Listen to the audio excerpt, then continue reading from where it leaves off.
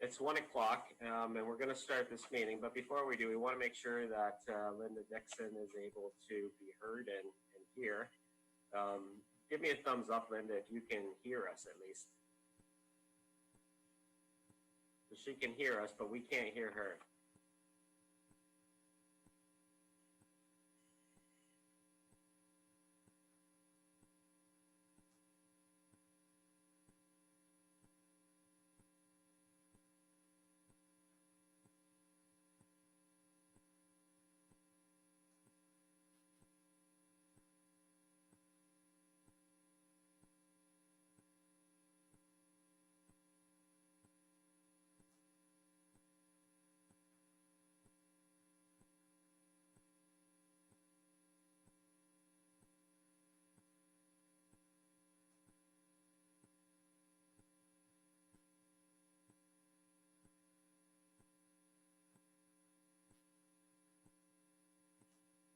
Okay, it's just after 1 o'clock, and I want to call this council meeting to order on August the 24th, 2020. Good to see everybody again. Ask if there's any disclosure of pecuniary interest under the Municipal Conflict of Interest Act. Okay, seeing none. First thing, it's not on the agenda, but I'm going to do a quick roll call just so that we can get that into the minutes. Councillor Foster? Councillor Van... Present. Thank you, Mayor. Councillor Van Leeuwen? I am here, present. Great. Councillor McElwain? Here. Councillor Kittredge?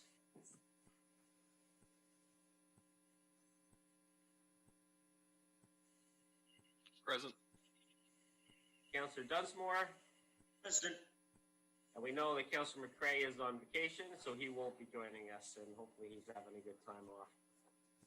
First thing that we have is Linda Dickson. So if she's on the call right now, she's going to do a presentation as the emergency manager of the county of Wellington, talk a little bit about emergency management and give a bit of an update. Linda, can you hear us right now? Are you on the call?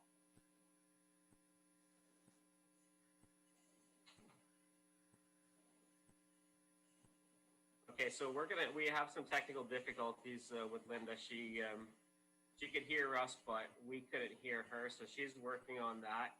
And then while that happens, I'm going to flip the order a little bit and provide a brief county council report while Linda gets things figured out on her end. The good news, high-speed internet is now in the county. There was a presentation last week.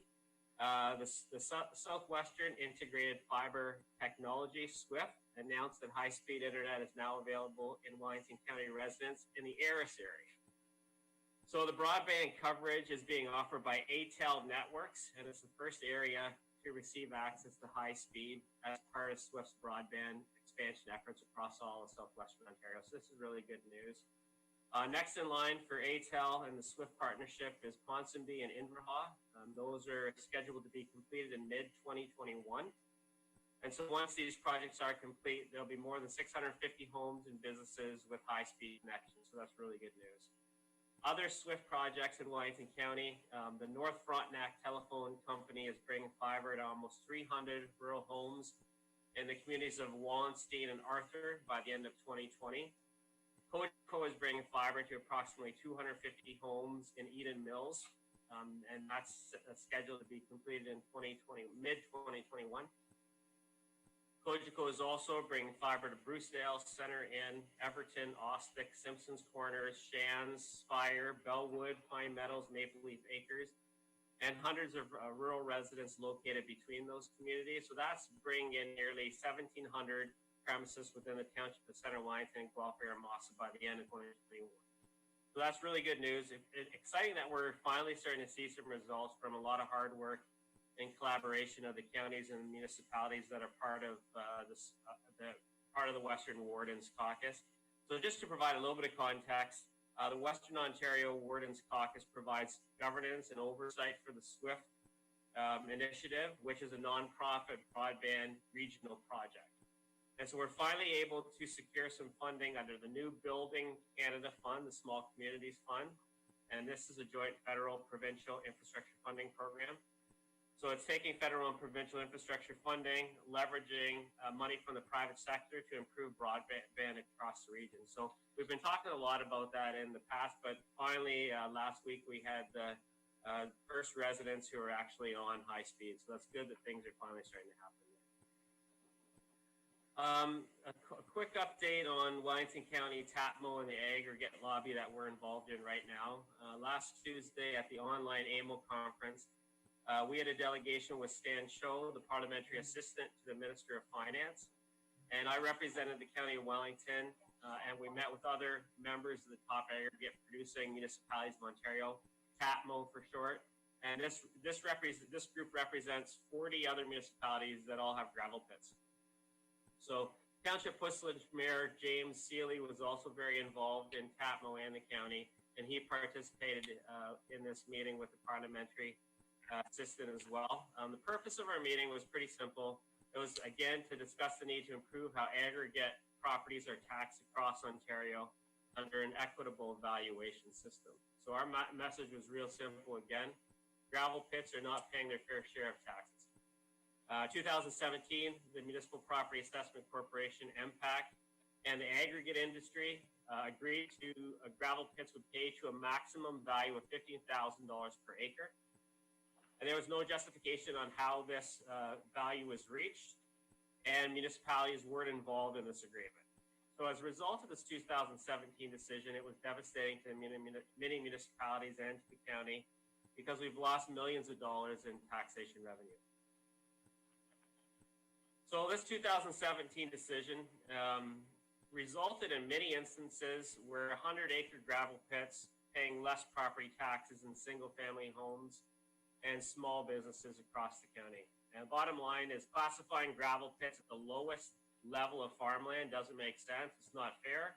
And it's resulted in residents and businesses picking up the slack. In other words, hardworking families and businesses across the county are subsidizing huge gravel pit operations, and that has to change. And that was the message that we gave to Parliamentary Assistant Cho.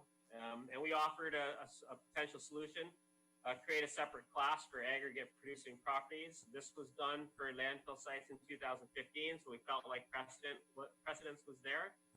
And then we can ensure that the aggregate producers pay their fair share of taxation and give them the opportunity to be good corporate citizens and support the municipalities that they're operating within. So hopefully the conversation that we had with Parliamentary Assistant Cho helps us move in the direction of a fair property tax solution. We had quite a bit of media following this meeting, and we'll continue to do that as a county and as a member of TAPMO. And so I'll be bringing you results as we get them.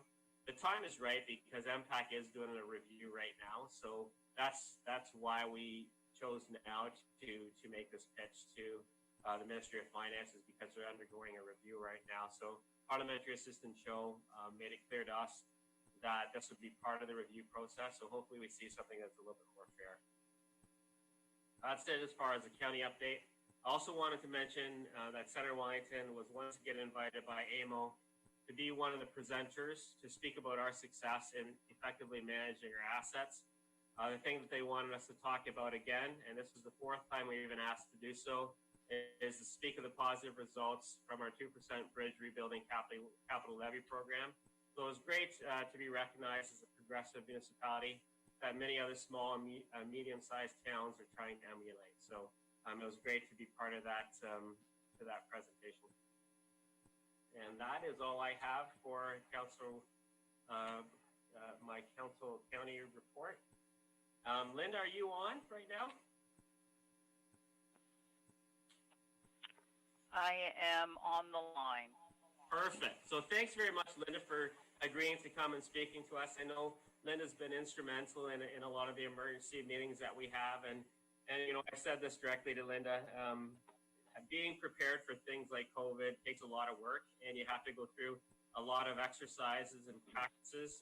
But we were ready to hit the ground running in a way that a lot of counties and a lot of municipalities aren't ready to do so because of Linda and her team had us prepared for things like this. And so appreciate Linda and the coordination role that you play across the county with all the municipalities, and appreciate you taking time to come and speak to us today. And I'll pass things over to you.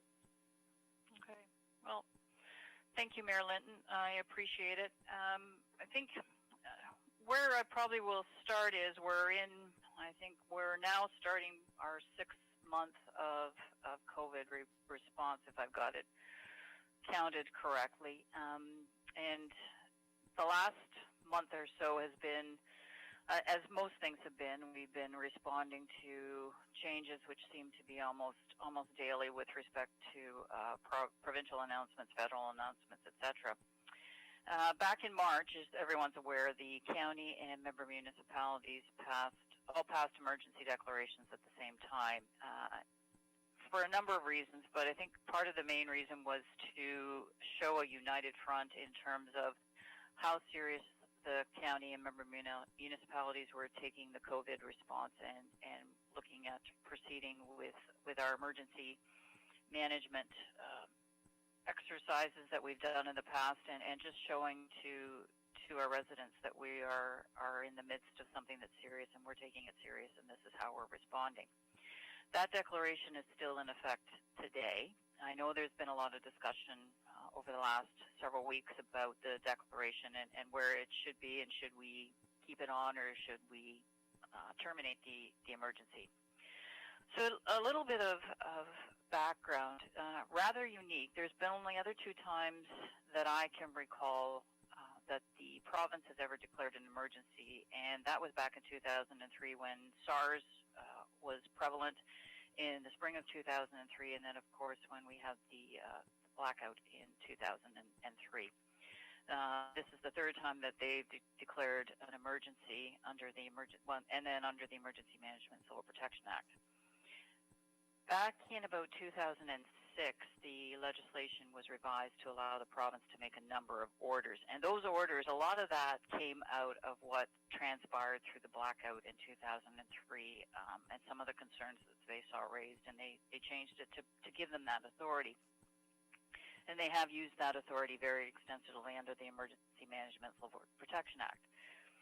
And now they've decided not to extend their provincial emergency declaration as of towards the end of July. But what they did do, in order to ensure that the orders that they passed under the Emergency Management Civil Protection Act continued for as long as they would need them in order to respond to COVID, they passed a new piece of legislation that's called the Reopening of Ontario Act, and that allowed for the orders to continue on approximately 30-day cycles, and they just recently extended those orders till, I believe it's September 22nd. So under the legislation, the province can declare an emergency just as municipalities can, but what the province has at their disposal, which under that authority, which municipalities don't have, is the ability to create those orders under the declaration.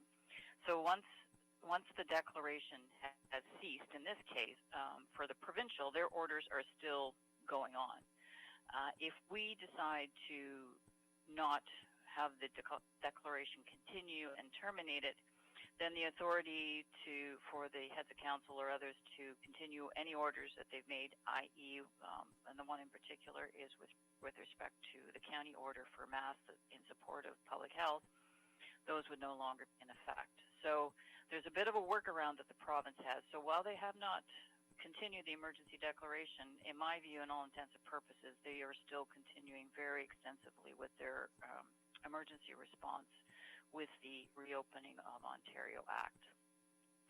Something else that's been going on in the background, too, is a lot of CMCs have been talking amongst ourselves, both at regional levels and at other member municipal levels, and discussing where we're all at with the declaration. And we actually, I can have provided a copy to the mayor, but a number of municipalities, for example, I've got Brantford, I've got Niagara Region, Dufferin County, Bruce County, Simcoe County, Halton Region, Huron County, and St. Catharines, Caledon, Peel, and Grey have all been discussing the declaration. And for the most part, everyone's pretty consistent in their viewpoint and their recommendations to their senior staff and their councils is to continue to maintain the declaration. We're kind of in a transition period right now. Things are seemingly going very well. for the most part, but we're entering into the fall season, the flu season. We're entering into a time when people are going to start to be spending more time indoors. Schools are reopening, and we're just not sure what's going to happen. Are we going to have a second wave? How extensive is this second wave going to be? And I can say for sure in our calls with public health that they are in the planning phases for a potential second wave. So I think it's just prudent to keep the deck. From my recommendation, what's been to the mayors is to keep it in place at least, and then that's a decision they've made from a strategic point of view, at least till the end of September, till we see what happens in the fall and what we see with the schools reopening, where we're at. A lot of us still aren't back to what I would call normal, although it may start to transition to a new normal. I'm not sure we can make that call that we're transitioning to a new normal yet, but a lot of operations aren't back. Your municipalities are still not fully open to the public.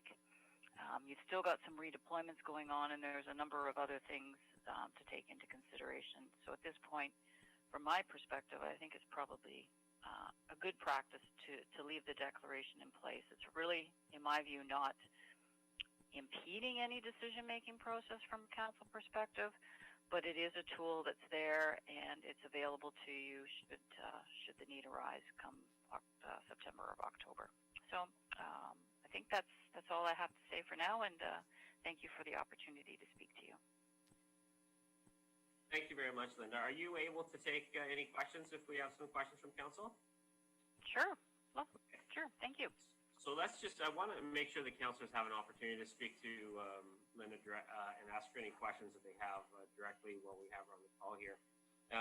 So I'm going to just go around the room, and if you have something to ask Linda, I'd love you to have the opportunity to do that. So Councillor Foster, anything?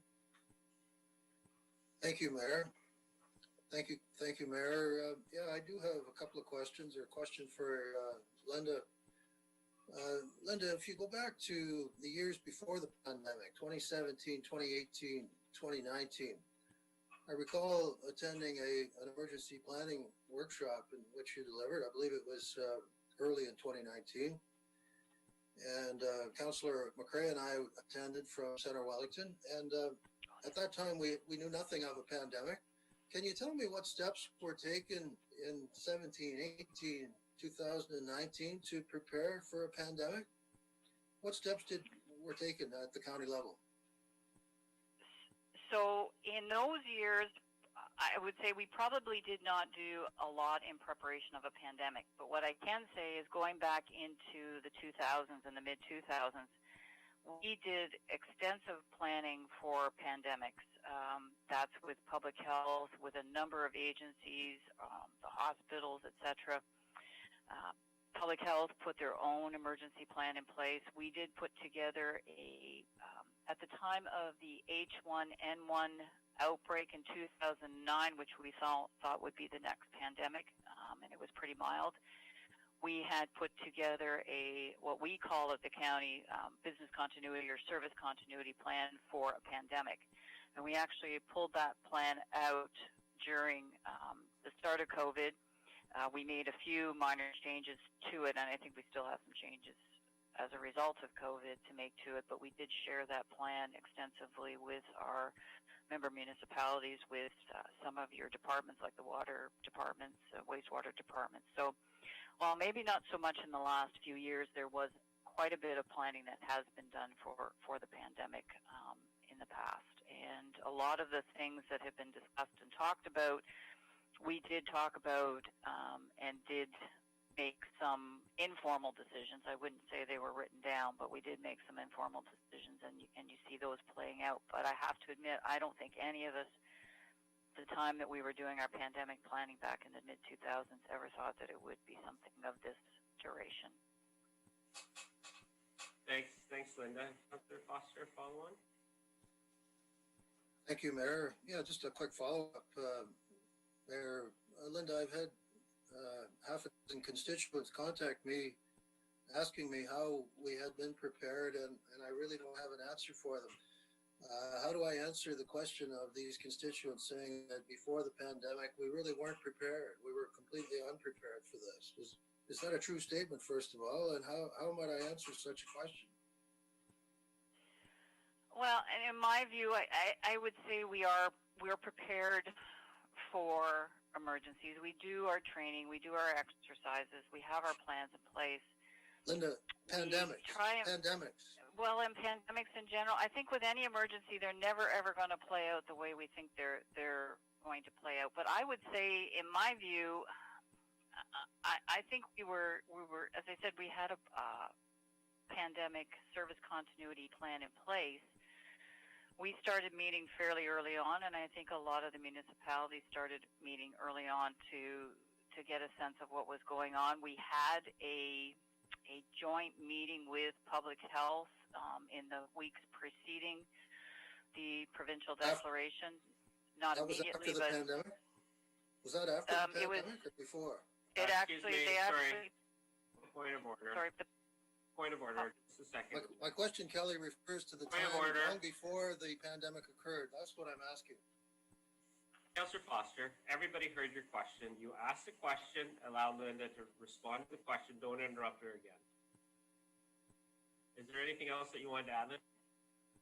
No, I just think had some meetings with public health. Public health was in the midst of having their own operational cycle going and watching from about the end of January.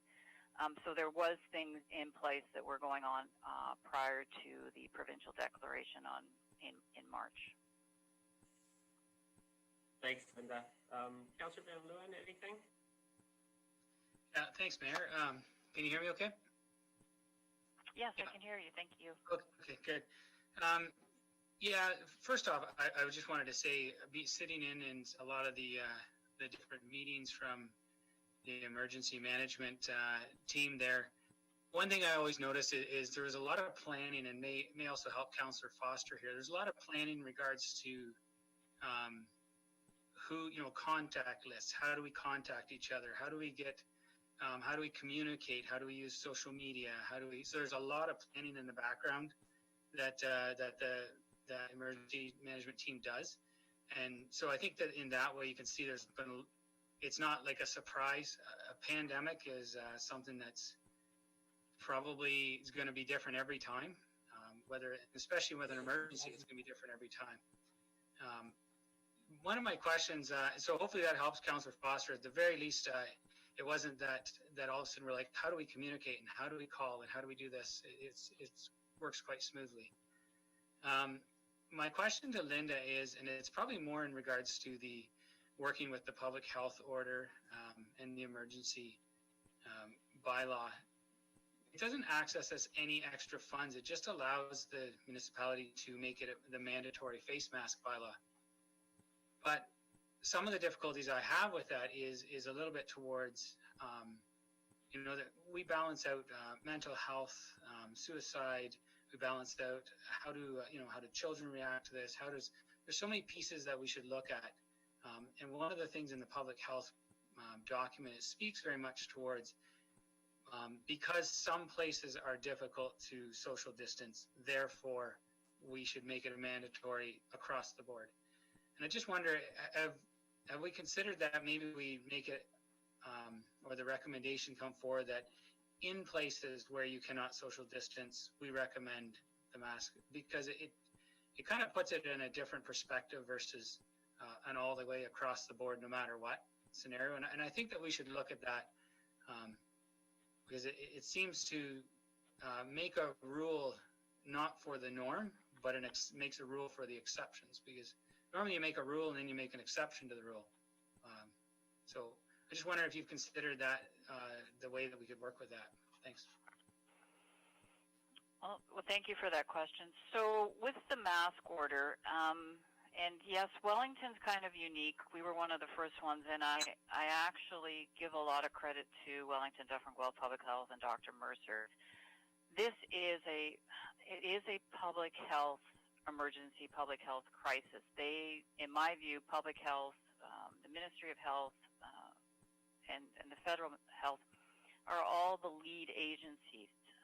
Typically in any emergency, you have someone that you kind of is the expert and you look to them as the lead. And in this case, it's public health. And I think they took the note of that and they stepped up to the plate and put the order in place to deal with the mask, seeing it as a public health rather than and this may be a little blunt, but rather than putting it on the municipalities and making the municipalities enforce it through a bylaw. So I give them a lot of credit for that. They're the lead, and that's where it should be going.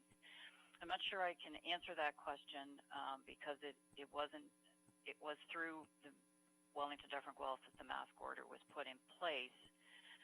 But it is a question that we can take forward to Dr. Mercer. But my sense is from hearing her talk previously is that was actually the concern, is that we can't always guarantee where we're going to be able to social distance, and having a mask order in place just added that extra layer of protection to that when people are indoors. So, but we'll definitely take that question back to her when we have our next update from her. Councillor McElwain? Thanks, Linda. I just actually it's a follow-on to Stephen's comment. Personally, I feel that it's important to keep the mask order in place. Anyhow, I find that people just aren't used to quote the new normal yet, and so even if you have a mask on, or even if there is social distancing, people forget. And I know I've had people kind of hanging over my shoulder in a store because they just forgot that they shouldn't come up right behind me like that, and that type of thing. So I think having the mask order in place is an important factor to protect all of us. Thank you. Councillor Kittrus?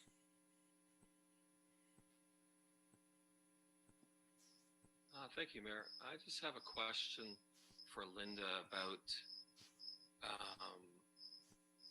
how is the data for the contraction of COVID and the death and hospitalization rates? Like, does it justify the emergency rule, or is that just a choice that the health department makes? I'm sorry, I'm not sure I understand the question. I'm not sure. I'm wondering what the data is on that. Sorry. Yep, go ahead.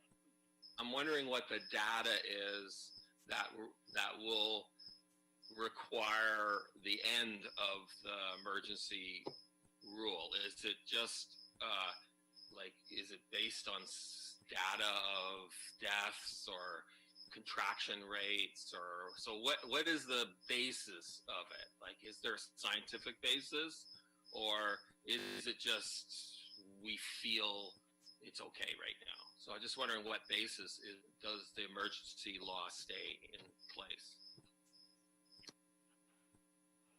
Well, the declaration in place, the call of the declaration is up to head of council to call that. But to answer your question, I think in terms of listening to public health in our discussions, the view that's always put out there and keeps coming back around is that we probably won't be at an end until we either have some kind of treatment or a vaccine. Follow-on question, Councillor Kittrus? The reason I asked that question is there are other countries that have decided there is no scientific basis for the mask. I'm saying the Netherlands has chosen that in Parliament. And I'm wondering, so they're basing their decision on science. And I'm wondering what we're basing our decision, that we have to choose what we're doing and what you're saying. So I'm just wondering what basis that is. And I'm wondering, when you say that the health department, the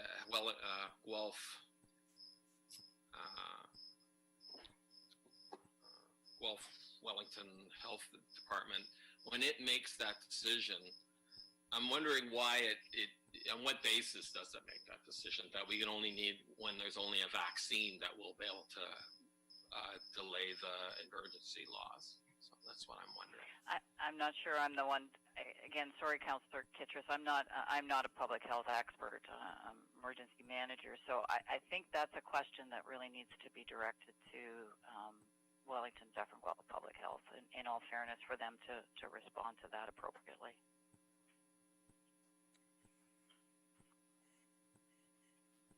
Councillor Dunsmore?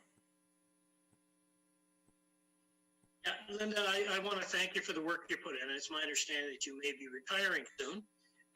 And although I didn't attend the presentations you made for the emergency management presentations, I have read your plan thoroughly. And one of the things that's very difficult to do when you're putting together an emergency plan is to guess at what can come your way.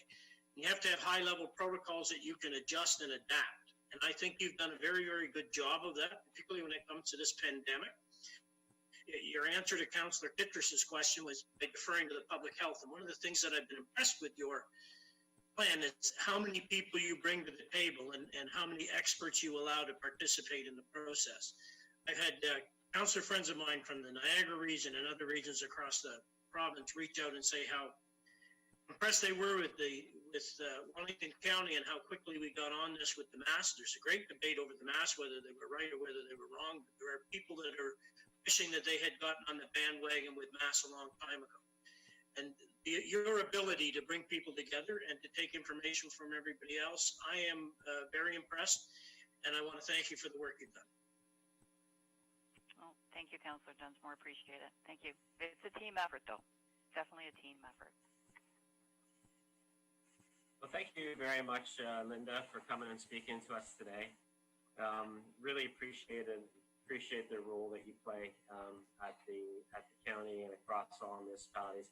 You know, I think Councillor Van Leeuwen touched on it a little bit because he's been involved as the acting mayor in some of these sessions, and understanding who plays what role and what the responsibilities are. It doesn't really matter what the emergency is. We're ready to go. We knew how to set up the emergency committees. Everybody knew what their role is, and things from an organizational perspective were well taken care of on day one. So a lot of that goes to you and your team. So we really appreciate that and appreciate you coming today. And I just like to say congratulations on your retirement plans. I know they're happening in October, and thanks so much for the years of dedicated service to the county and for bringing us to such a leadership position when it comes to county emergency plans. So the next person has some pretty large shoes to fill. So thanks very much, Linda.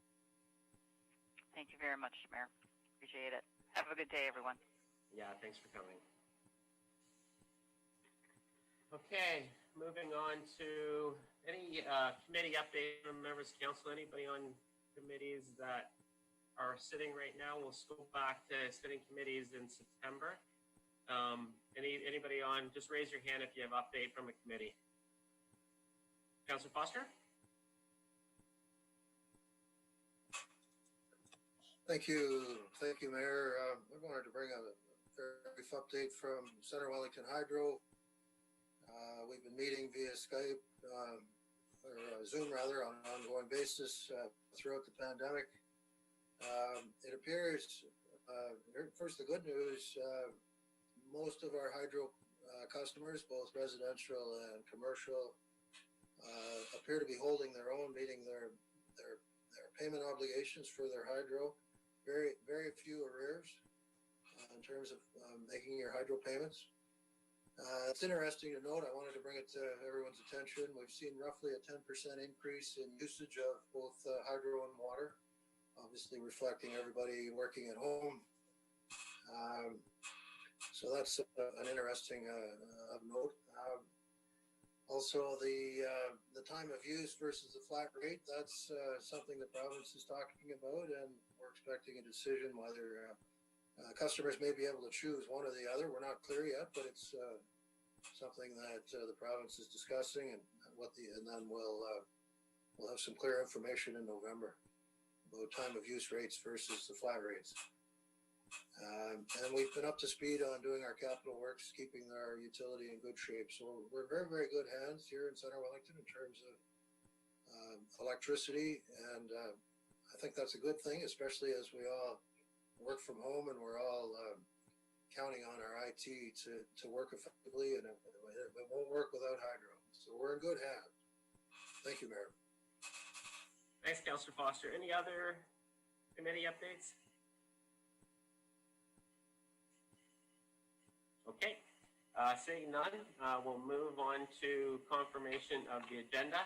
I'm going to suggest a slight change, if it's okay with council. We're going to add Bill Wamenga as the delegation under section 7.3. 7.3. 7.3. So if everybody's okay, I have a recommendation that the Council of the Township of Center Wellington confirm the agenda as amended for its meeting held August 24th, 2020. Move for that, Councillor Dunsmore, seconded by Councillor Van Leeuwen. All in favor?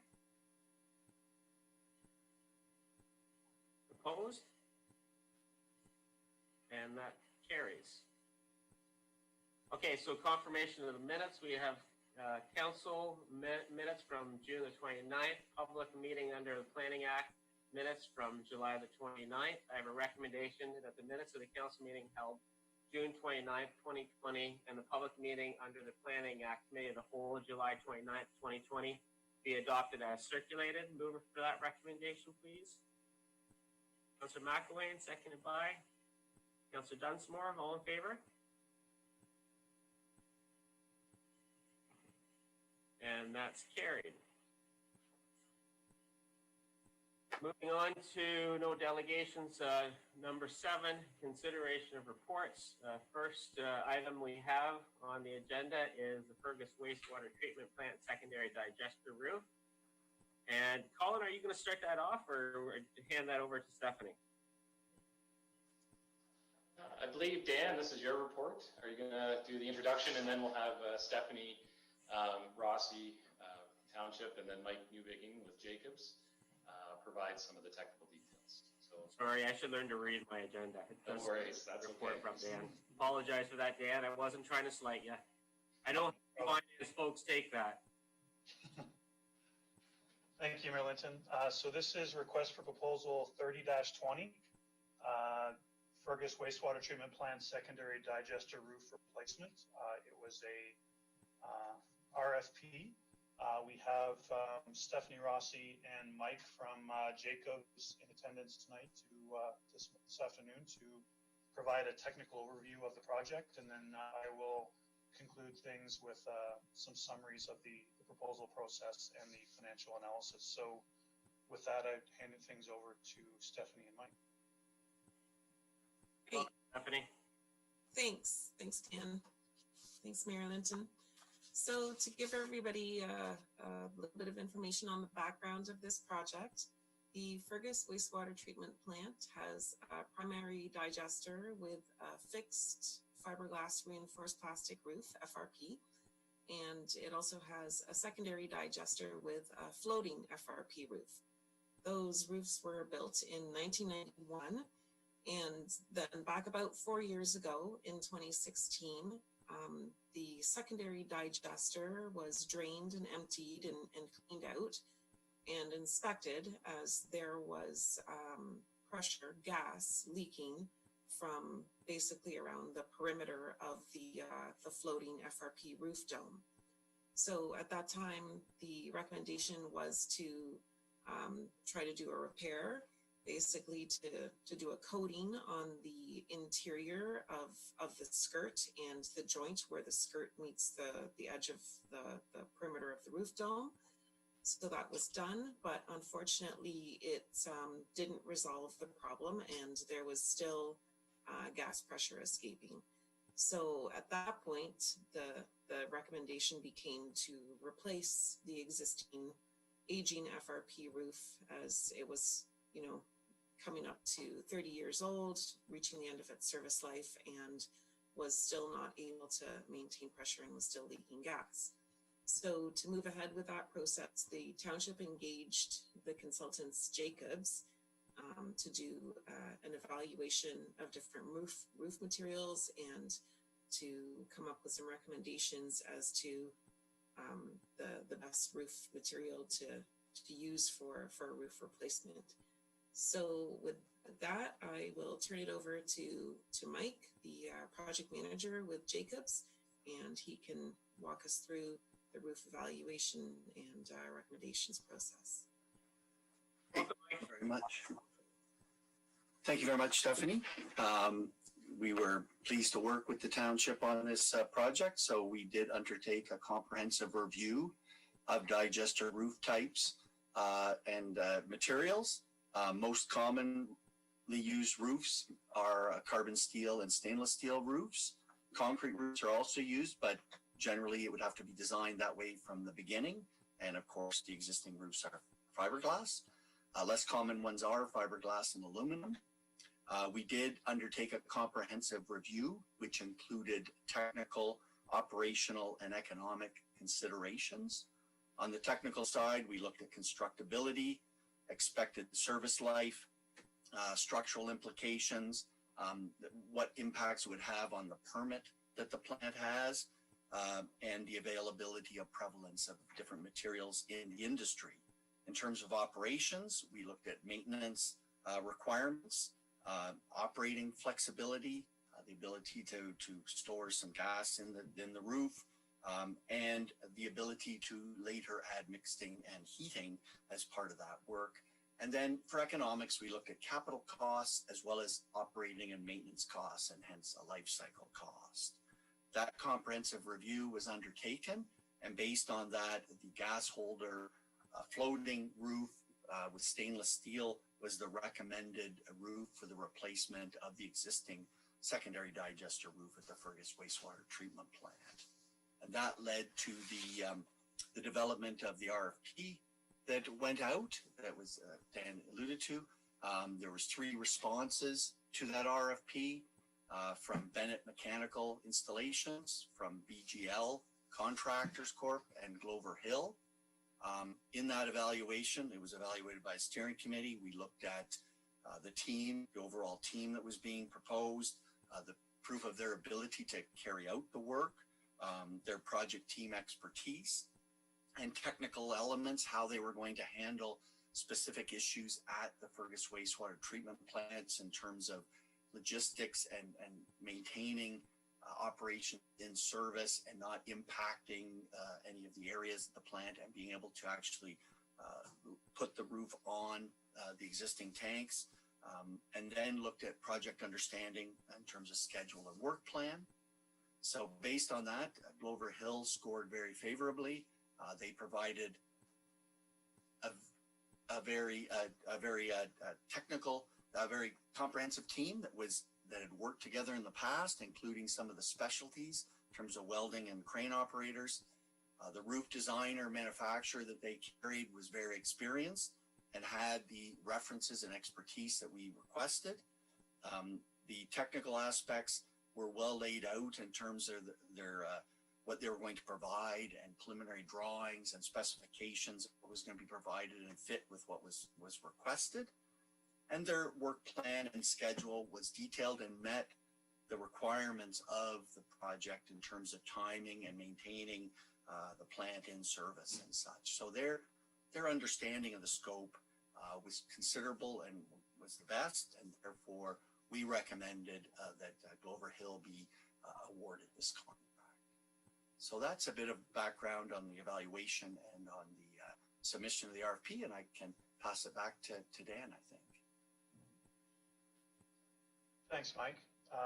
So in summary, we had 18 registered plan takers on this proposal. As Mike mentioned, we had 3 responses to the proposal call.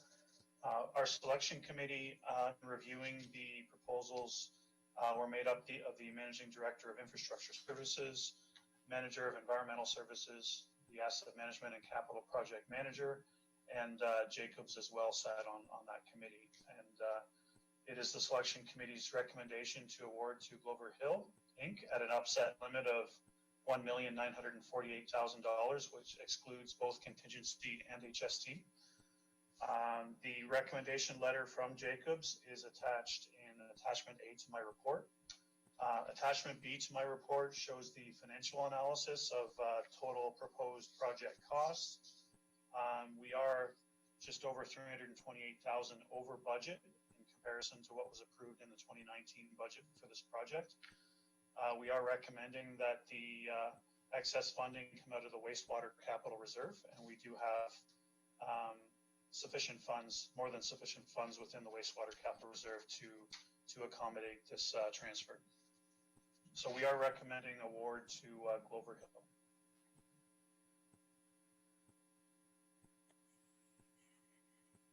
Great, thank you very much, Dan, Stephanie, and Mike. Calling on this, appreciate the level of detail in this report. So now we'll turn things over to questions from council. Councillor Dunsmore.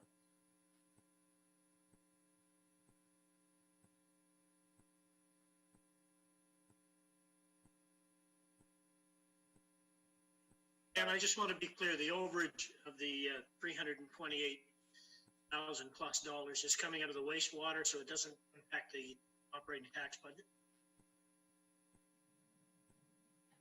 Through Mayor Linton, that is correct. It is all wastewater capital reserves, which is funded through wastewater rates. So it is not tax funded. Okay, that's my only question. Councillor Kittrus. Thank you, Mayor.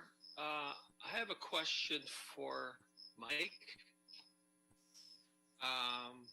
When you wrote your report, did you consider a fixed roof versus a floating roof for design and proposal? Yes, we did look at both a fixed and a floating roof and evaluated them both in terms of their operations and technical aspects. Obviously, the current roof is floating and does allow operational flexibility and ties in with the piping that is currently on the digester and allows some gas storage. Generally, secondary digesters are floating type roofs, so that's in line with that. We evaluated both and did cost evaluation for both as well. And on top of that, it does allow for the timing and cost to be not used in terms of having to update your ECA or your environmental compliance approval or approval for the plan. So it had that advantage as well.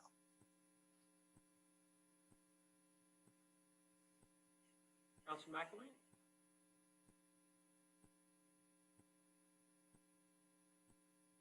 Thanks. I have a couple of questions. The evaluation where you came up with Glover Hill as the winning bidder, it didn't seem to consider cost as one of the criteria being evaluated. Were they the lowest cost, or just, or who was, and how much was the difference? Dan, it's best to answer that one. Yes, through Mayor Linton, yes, costs were very much a part of the evaluation process, so they were taken into account through the evaluation. We cannot disclose any information with respect to costs in comparison to other proposals we received, where it's just information we can't disclose. Councillor McElwain. Thank you. Why can we not disclose costs? We do on most bids when they come in. We see the list of who has bid how much money or how much for a project, and in this case, we're not allowed to disclose the cost. And I don't understand that because, as I say, there's quite a long list of criteria here used for deciding who was going to win the bid, but cost isn't even mentioned there. So it makes me concerned that maybe that $200,000 or $348,000 overage isn't necessary. Dan? Through Mayor Linton, on page 3 of my report, in the criteria identified in the evaluation, the last bullet is fees, which probably should say cost, but that's basically the cost part of the evaluation. Just as a as an update, 25% of the value of the evaluation was with respect to the fees associated with each of the proposal submissions. And yes, you're quite correct, Councillor McElwain. When we do tenders, we do evaluate or we do provide the costs from each tender submission, because with tenders it's purely lowest cost wins. But with proposals, our practice is not to disclose anything in the award other than who we're awarding it to in the final price. Just because it's proprietary information, we don't want to disclose that.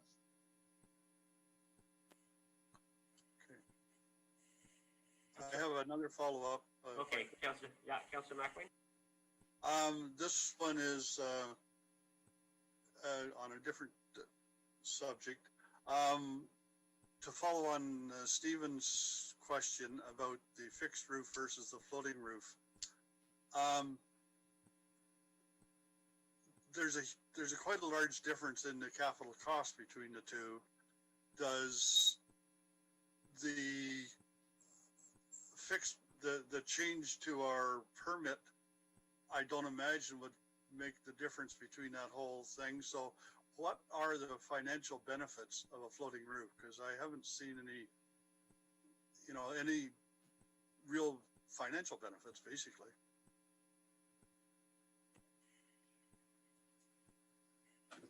I can take a stab at that. We evaluated both the technical and the costing to determine the recommended roof that went out for the proposal for the RFP. And so that on the non-technical side, the floating roof did score better on a number of categories in terms of operating, not just not having to update the current ECA at the plant, but also in terms of flexibility in operation. It allows for the leveling digester to move up and down, which is more difficult with a fixed roof, and allows for some storage of biogas, which works well with the plant's boiler and flare system for utilizing that gas. So it was both technical and economic. Any information related to the financial implications of the two different types of roof on that, Dan, or was it mainly the decision was made to go to the floating because it technically will work better? Yes, that's a good question. In discussions with Mike and Colin and Stephanie on this project, we did discuss ongoing life cycle costs of the different types of roofs. And while the floating roof has a higher upfront construction cost, it has lower ongoing life cycle costs compared to the other roofs. So it was determined that it made a lot more sense to go with the floating roof, given all of the reasons that Mike has provided already in this presentation, but also from a life cycle cost perspective, it made much more sense looking at the full lifespan of the roof to go with the floating roof that's been described. I'm going to ask Colin to just get into that in a little bit more detail. Yeah. So life cycle costs were certainly factored into the evaluation. I'd also mention too, through Mayor Linton, that opening up our environmental compliance approval, for one thing, sometimes causes a bit of a chain reaction effect with the ministry. Quite often they would take that opportunity to look at not just what is being requested as part of the amendment, but also they'd look at potentially modifying other aspects and supposedly modernizing our approval. Our current approval does go back several years, so we are expecting at some point in the future that there may be some new requirements, but we didn't want to open up the whole ECA for the entire plant as part of this process. So that was another factor that was taken into account. Councillor Bellin? Thanks. Hold on, I gotta go back on my spot. So this is more in regards to the reserve that we have. The reserve has funds of non-allocated money. Is that's before or after that, the 1.8 transfer, 1.8 million transfer? Is that correct? Through Mayor Linton, that is correct. So the 5.5 million is the uncommitted balance as of right now. And we will be transferring the 1.8 million into that reserve later on in the year. Okay, so we'll still have 5.5 million in there after that. That's right. Okay, and this all fits, this whole digester roof, it all fits together with our bigger plan with this treatment plant in the future? Yeah, through Mayor Linton, yeah, definitely. So yeah, as we're looking at expansion plans, this current replacement of the roof fits in with those future plans. Okay, thanks, Colin. Thanks, Dan. Councillor Foster?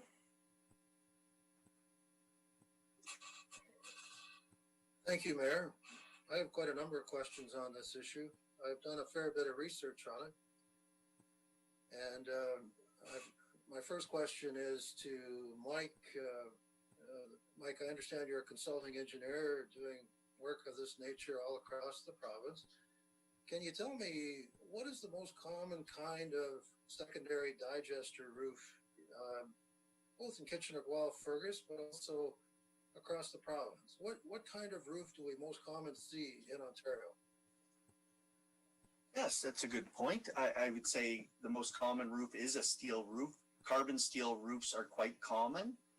Stainless are starting to become more prevalent in the last, say, 5 years, especially because not requiring to be recoated. Fixed or floating, Mike?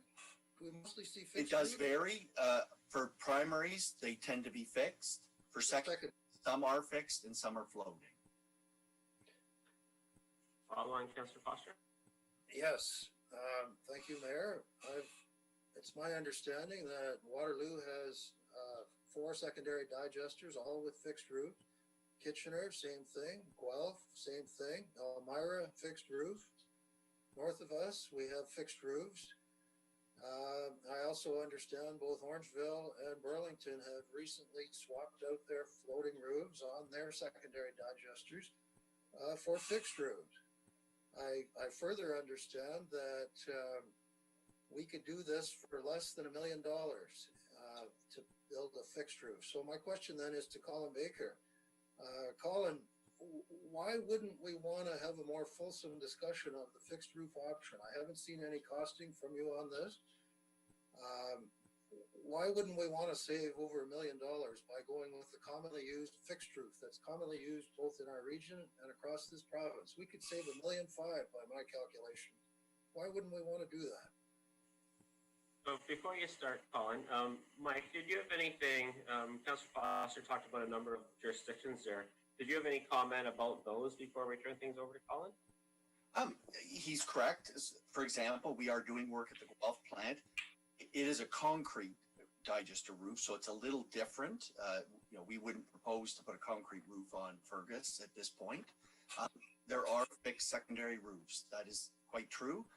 But the flexibility you having the existing with the pipes that you have and the ability to store gas, we felt was a good aspect of putting in a floating roof. And the premium for a specific, say, carbon steel roof to go from fixed to floating is usually only about 10-15%.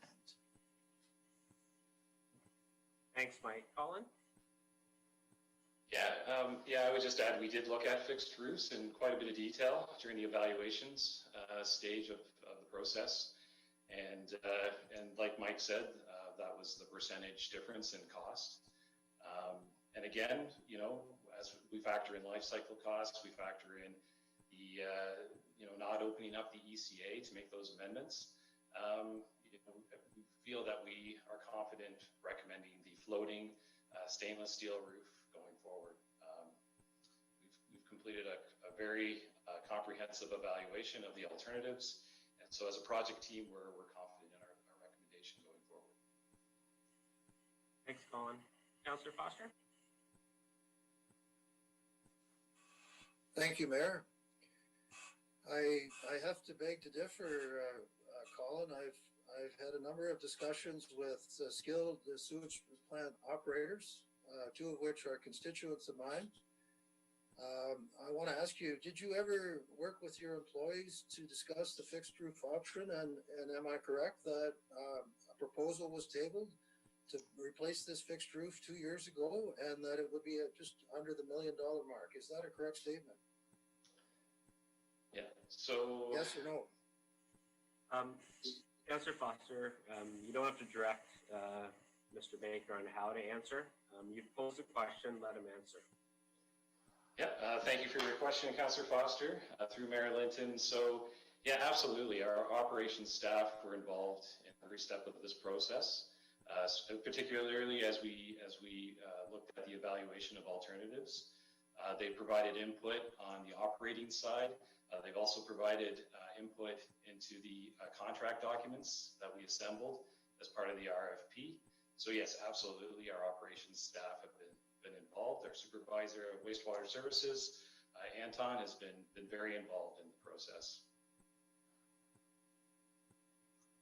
One more follow-on, Councillor Foster.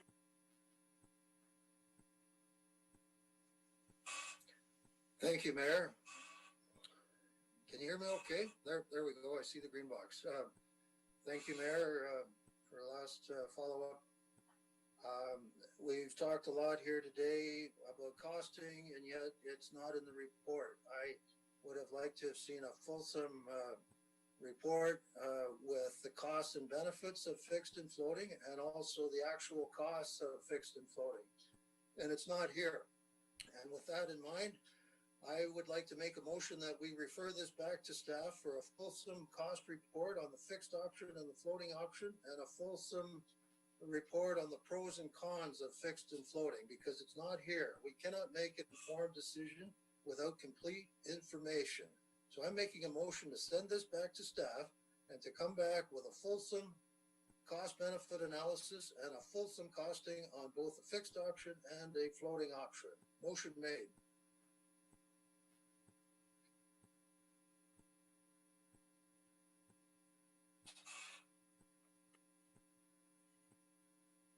Okay, so a motion has been made. I had a feeling that this work has already been done, which is why we're sitting where we're sitting right now with all the experts coming to the table already.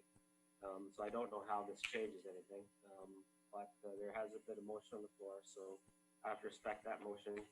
And the motion is to send this back to staff to get detailed costing on the differences between a fixed and a floating roof. That's been moved by Councillor Foster. Any seconder for that motion?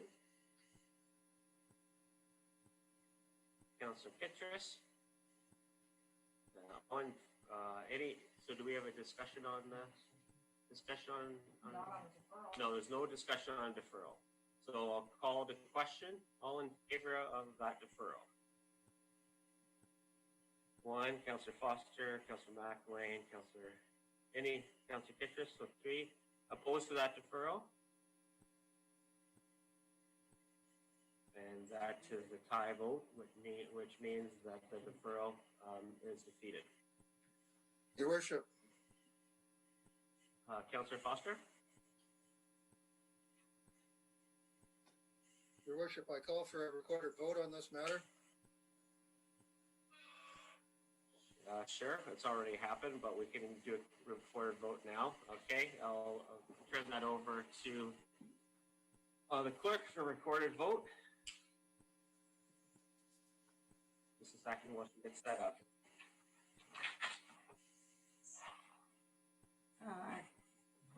Councillor McElwain, I voted in favor of Bob's motion. so that's a yes. Councillor Dunsmore, No. Councillor Van Leeuwen, No. Councillor Kittrus. Councillor Foster, Thank you, Clerk. I vote yes. I think we can save $1.5 million here. Yes, yes, and yes. And Mayor Linton, Opposed. I can confirm that was defeated. Okay, so now we're back to the regular motion, and I'd like to mention a couple things as well. Again, I just want to remind members of council that we play a governance role. We're not operational experts here, and we have the operational experts around the table, and that means a lot to me. Secondly, I'd like to ask a question to Colin, and that is, what happens if this project doesn't go ahead? So what's the negative of this project not going ahead? Yeah, thank you, Mayor Linton. Yeah, I think we're at risk of non-compliance. So essentially what that means, we're not in compliance with our ECA currently. So we would need to, I think if council does not want to proceed with this, we're at risk of receiving an order to make the work happen by either Ministry of the Environment, Conservation and Parks, or TSSA, Technical Services and Safety Authority, which oversees gas holding vessels. Yeah, and charges as well. So if this work doesn't proceed, the municipality could not only receive an order, but be charged as well. So those are definitely some project risks.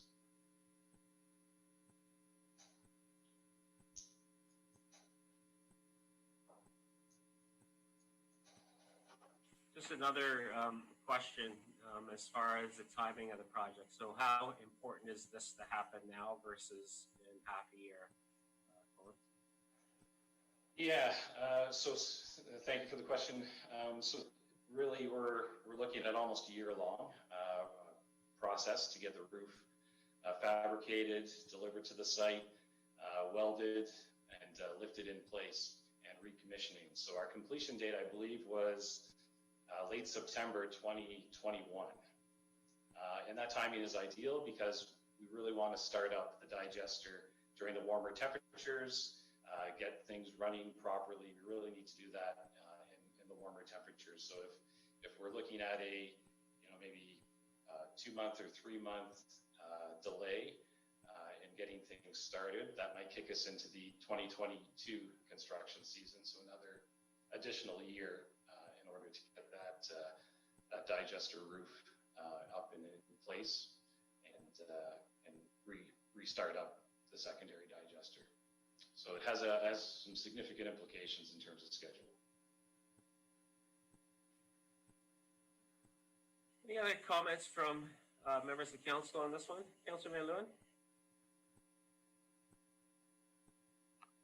Thanks. And this question is just to reaffirm, that when we balanced off the values, long-term maintenance, all those, even just the cost of the roof, what was the percentage difference of the cost from one style to the next? Like that, we don't need to see every piece of it, but it's just more of a high level. And I'm pretty sure you said that already. Do you remember those numbers?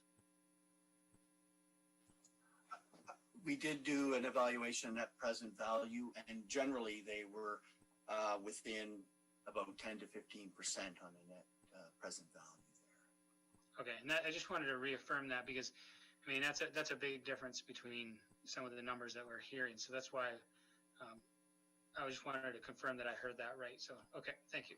It could be too. We're trying to include everything similar on each evaluation. So there's not just the cost of the roof, there is the installation of it and the startup and the testing. As Colin mentioned, the TSSA has to approve the roof and there's some costs associated with that. So each are evaluated with the roof price as well as installed. Thanks.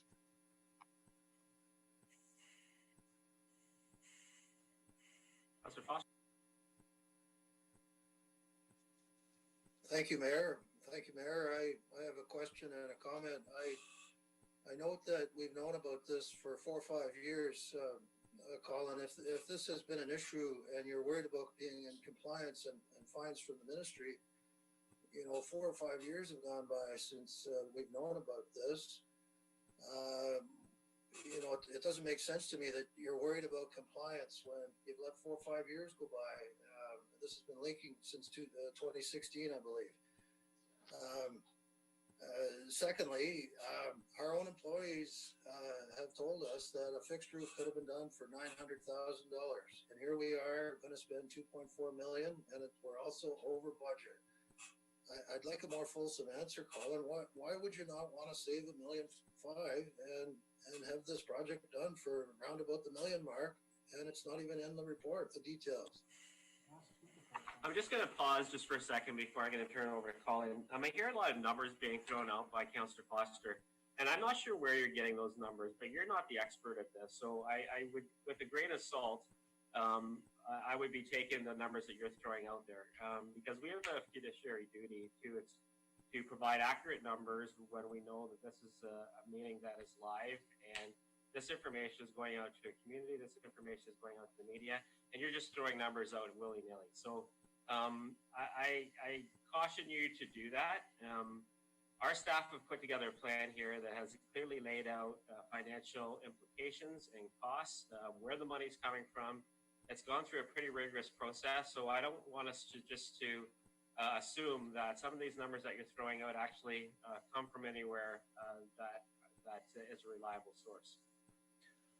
Colin? Yeah. Thanks, Mayor Linton. Just to respond to some of that, we do take compliance extremely seriously, obviously, in our department.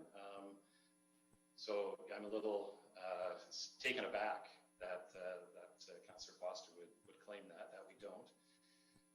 We've taken what we think is a prudent phased approach to this. We've looked at a repair of the existing roof. That was the first step to see if we could actually repair, as Stephanie mentioned in her introduction to the project. And that took some time. So we had to drain the digester. We applied a coating, a seal at the existing roof interface between the concrete tank and the roof. And then we had to assess to see if that was successful or not. When it was deemed not successful, we moved to the next stage and looked at a replacement. And so we've been proceeding step by step. These things do take time. We just can't turn these around on a dime. But from a compliance perspective, those things are taken into account. Is the municipality moving forward in a step-by-step process to address the concern? And we definitely are. The township is moving forward to address the concern.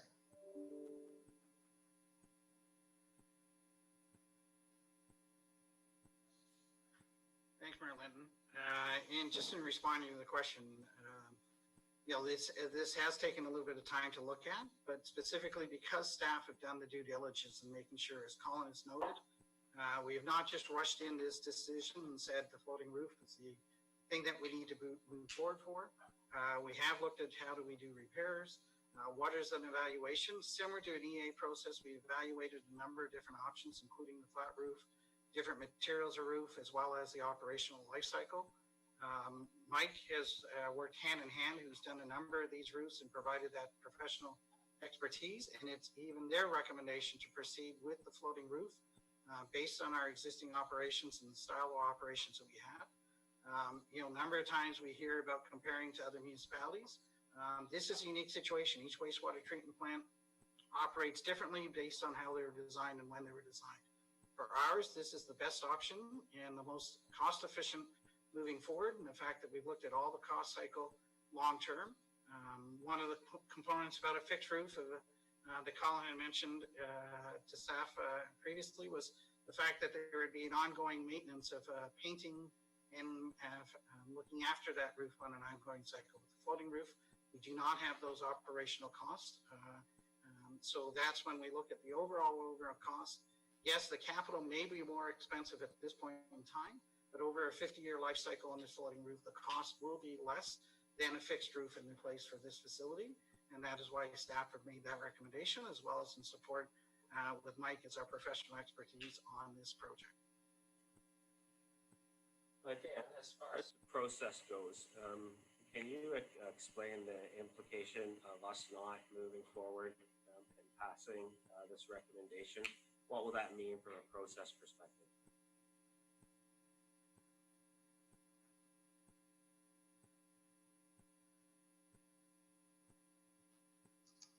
Sorry, I asked. Yeah, is that, I wonder if that's a purchasing perspective? Yeah, I did say Dan, but maybe I didn't mute him. Yeah, that's a good question. We can, from a purchasing perspective, obviously we're over budget, and if we need to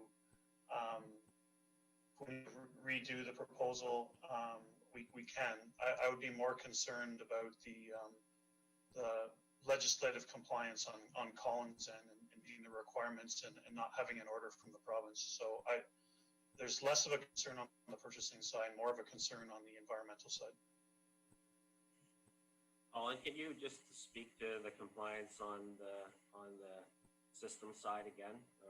If we don't move forward with this recommendation, what that means from your perspective on the grant?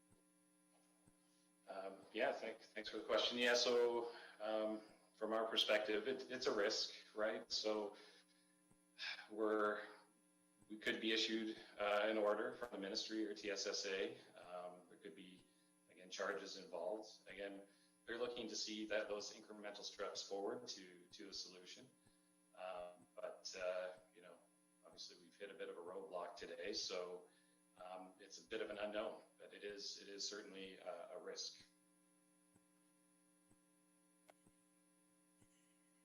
Councillor Kittrus?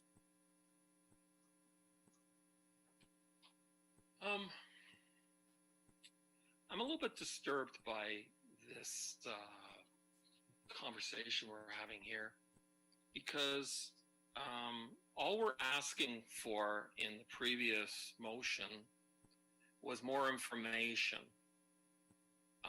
to make an informed decision. Just in this recent conversation, the director of infrastructure said that the life cycle was 30 years. And then we had the CAO said 50 years. So, like, all we want to know is the information so that we can make the decision and know that we are spending this over budget correctly. And that's why I have trouble. And also, I also like to say that there is an insinuation in some of the questions from the mayor that are kind of like scare tactics for us to approve this. And I think we just have to make the informed decision. So I think we just need to defer this till you say you already have all the information, you've already done all that stuff, and just give it to us. So I'd like to defer this to get that information. And then next month, when we have it, or sooner, then we'll approve it. Like, that's really what we're asking for here. And so I'd like to put that motion forward. So I'll repeat what I repeated last month, is that once a motion has been defeated, it's defeated, and we don't just ask again. So the deferral is defeated, and we don't go back to a motion that's already been defeated. My request for my questions about the impacts are exactly what council should be asking about. If this project doesn't go ahead from a financial perspective, from a procurement perspective, what happens? We have to ask those questions as council. My question about what happens operationally. This is a pretty serious project that needs to happen. And if we don't go ahead and approve this project, then what we're hearing from our managing director of infrastructure services is that we might be ordered to do so. I don't know what extra information council is asking for here. If you want to send something back to staff, there has to be direction. We've already heard from our consultant and from our professional staff that due diligence has happened. We have done the cost benefit analysis, both on a capital standpoint and an operational standpoint. And this is the recommendation that's come as a result of that due diligence. So if you want to defer this, which was already defeated, I don't know what else you're asking for. It's important that we know the impacts of not moving ahead with the recommendations on something as serious as this. Councillor Van Leeuwen. Thank you, Mayor. And I think the difficult part is in some ways I want to get into I want to see the different things that they weighed and balanced and I want to get the nuts and bolts and how is that more valuable. And it's just in my character. I really, really like to kind of grind through it. But I've also built enough buildings and larger buildings and someone will say, oh, I can do that for this price or that price. Until you get into the nuts and bolts and you realize this fits with that and that piece doesn't fit there. So realistically, we have to look at the one piece and go, and this is where I come down to and I say, if we don't trust our consultant, we don't trust our staff, and we don't trust any of the work that was brought before us, and this is their recommendation, the plain and simple truth is that we shouldn't not just be taking the recommendation. We should be looking at what we're doing big picture with our staff and our consultants, because that is the real question. If we have no trust that they balanced this out and that they actually took every piece of the nut and bolts and came up with the best suggestion, then we have to actually look differently. So the way I look at it is I now have to look at it and say, I've never built a digester roof and I don't have the time to work through, nor the expertise to work through this particular.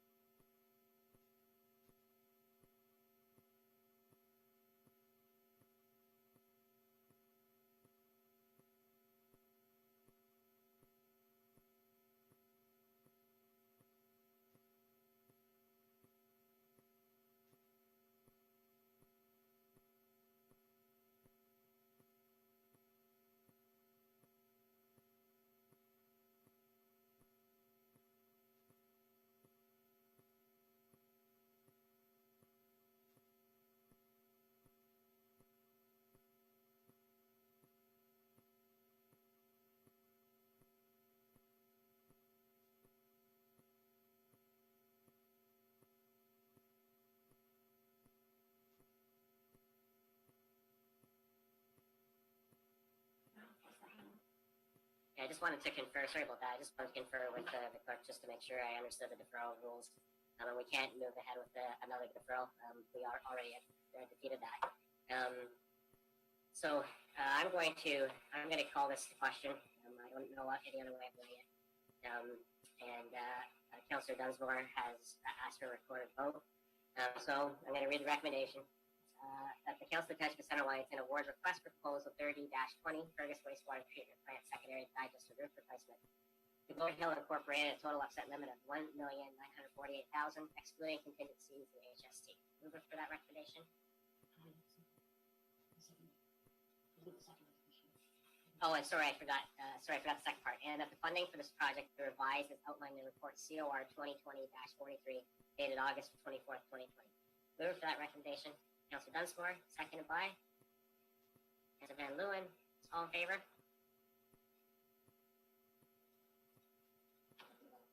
Opposed? And that's defeated. And I'll turn it over to Carrie to do the purchase. Councillor Dunsmore?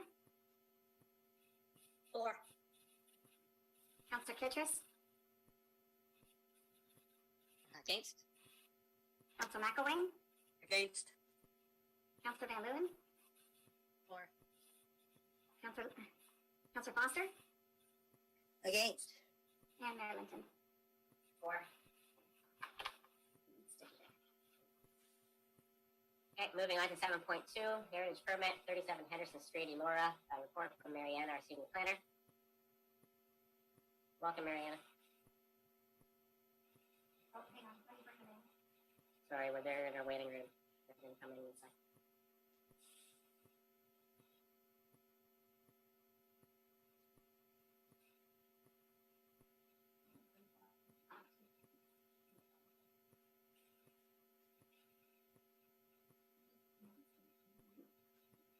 Yeah, so 7.2, Heritage Permit for 37 Henderson Street in Elora. We have Mariana to speak to this. We also have the owner of the, no, we don't have. Okay, turn it over to Mariana. Welcome, Mariana. Thank you, Mayor Linton. Through you to members of council. The report before you is for 37 Henderson Street in Elora. It's a heritage permit that is requesting installation of a new wood-burning fireplace and chimney on the east wall near the front of the property. The application was received on August 4th and was considered by the Heritage Committee on August 11th. The owner and the contractor were present. It was a virtual meeting. And after some discussion, the Heritage Committee recommended approval to council and that it meets the heritage principles, and therefore staff are recommending approval and will be pleased to answer any questions. Thanks very much, Mariana. Any questions from members of council? Councillor Foster. Anything? Thank you, Mayor. Mariana, my question is, has a full heritage impact assessment been completed on this matter? Through you, Mayor Linton. Councillor Foster, no, there has not been a heritage impact assessment. It was not requested because it was a relatively minor matter. The only reason that it is going to council for approval is because it's visible from the street. Otherwise, it's typically delegated to staff. It's a relatively routine and minor matter, so it's not something that we typically would request a heritage impact assessment on. Thanks, Mariana. Councillor Foster, following. Thank you, Mayor. Two questions, Mariana. Can you explain to me when a heritage impact assessment is required and when it is not? And can you give me a definition of minor and major matters in this context? Thank you. Through you, Mayor Linton. So if something is a significant addition in terms of floor area or structural, it would be considered major. So it's not necessarily minor as the addition of a chimney would be. So for when a heritage impact assessment is required, if it is something that Actual plan as well, so nothing else. Councillor Mack.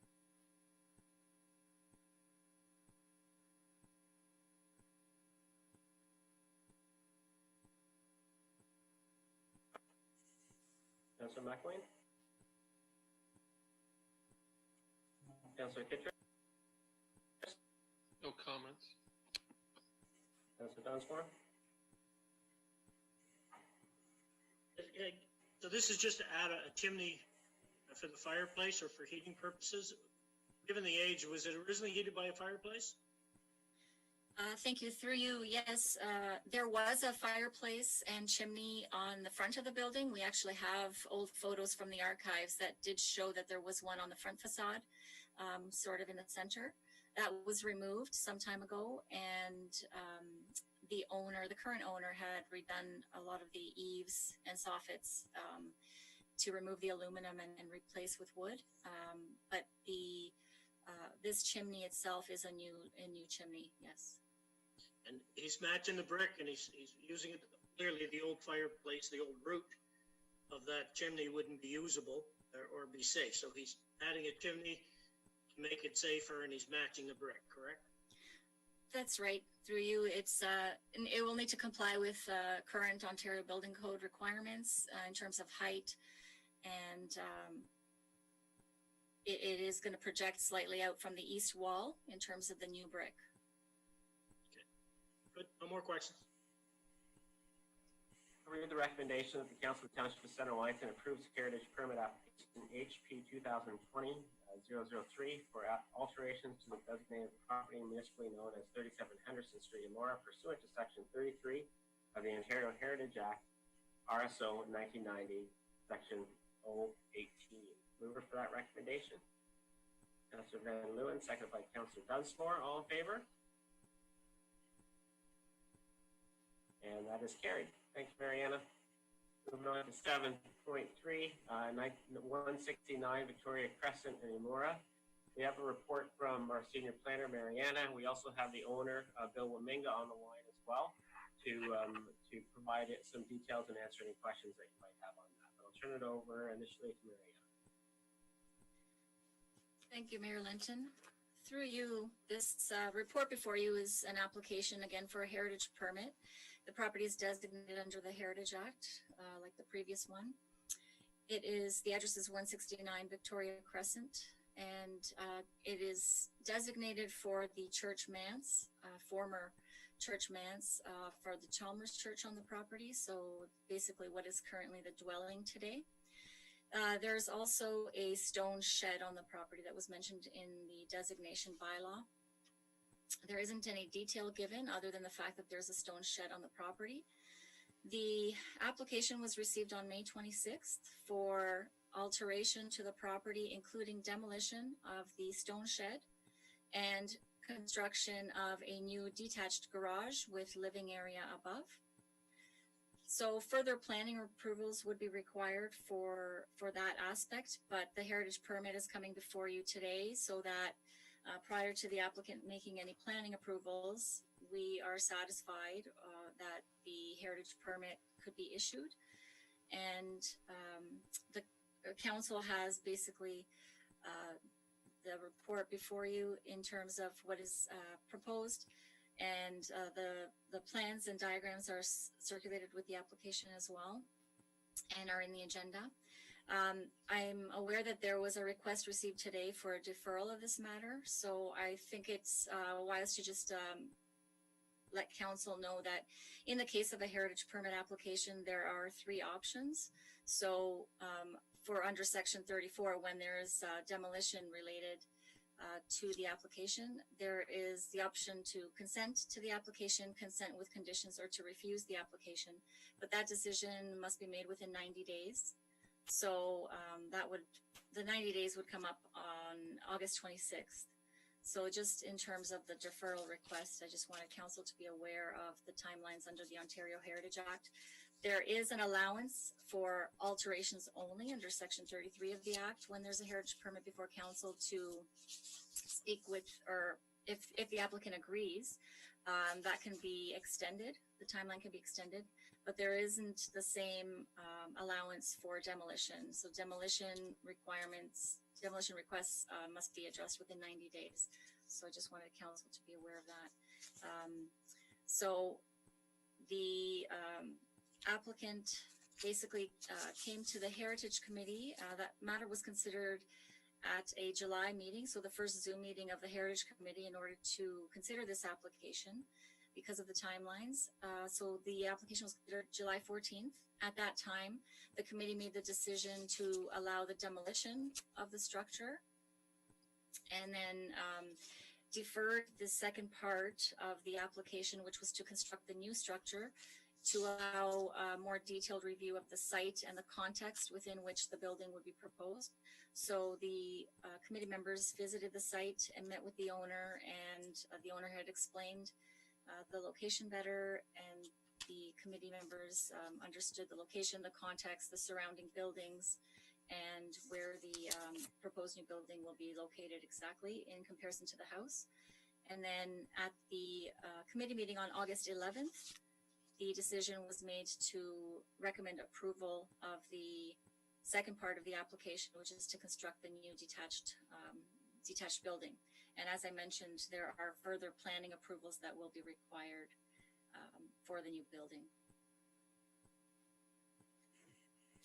Thanks very much, Mariana. And we asked the owner to come and just to explain a little bit of what they're doing. But before I turn it over to Bill, just to explain what the plans are for this building, I just wanted to, again, thank the members of our Heritage Committee for all the work that they do on projects like this, properties like this. You heard Mariana said they did a site visit. They take their jobs really seriously, and for volunteer members to do that on an ongoing basis for every heritage property or potential heritage property in Center Wellington, that's a lot of work. And so wanted to thank them for being involved in this project like all the other projects. So Councillor Van Loon, if you could extend thanks to the committee for us, that'd be appreciated. Turn it over to Bill. Welcome to our council meeting. Thank you, Mayor Linton.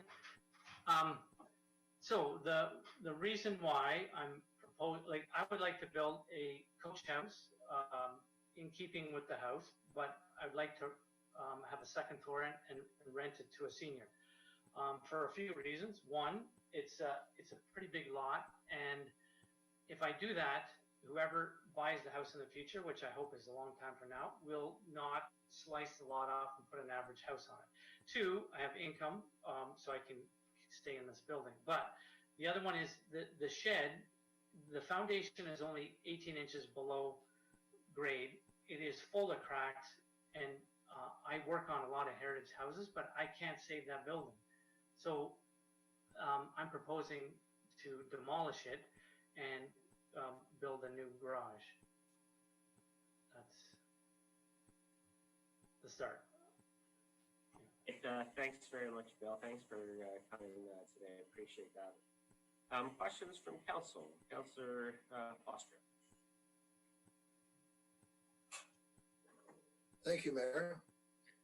And thank you, Bill, for speaking to us today. My question, Bill, is you've told us that you have owned the place for a while and you're concerned about its future use as whoever the new owner might be. How long have you lived there, Bill? And I'm wondering what maintenance you've done to maintain the foundation of that shed. Have you ever repointed it? Have you ever considered trying to fix it? Presumably the shed has a rubble foundation. Have you done any maintenance on it?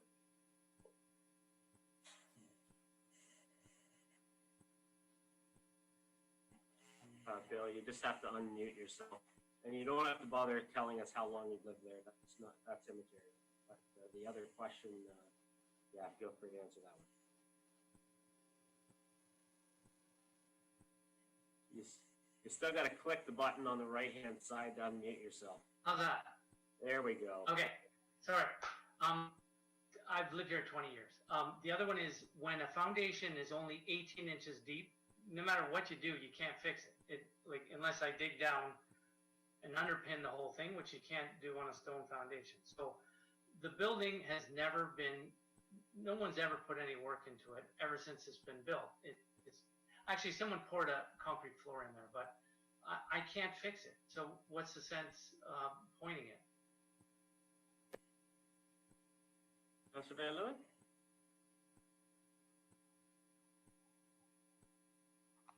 Thanks. Yeah, I don't have any questions per se, but I definitely have to say that this was one that that the committee itself struggled with, kind of worked through.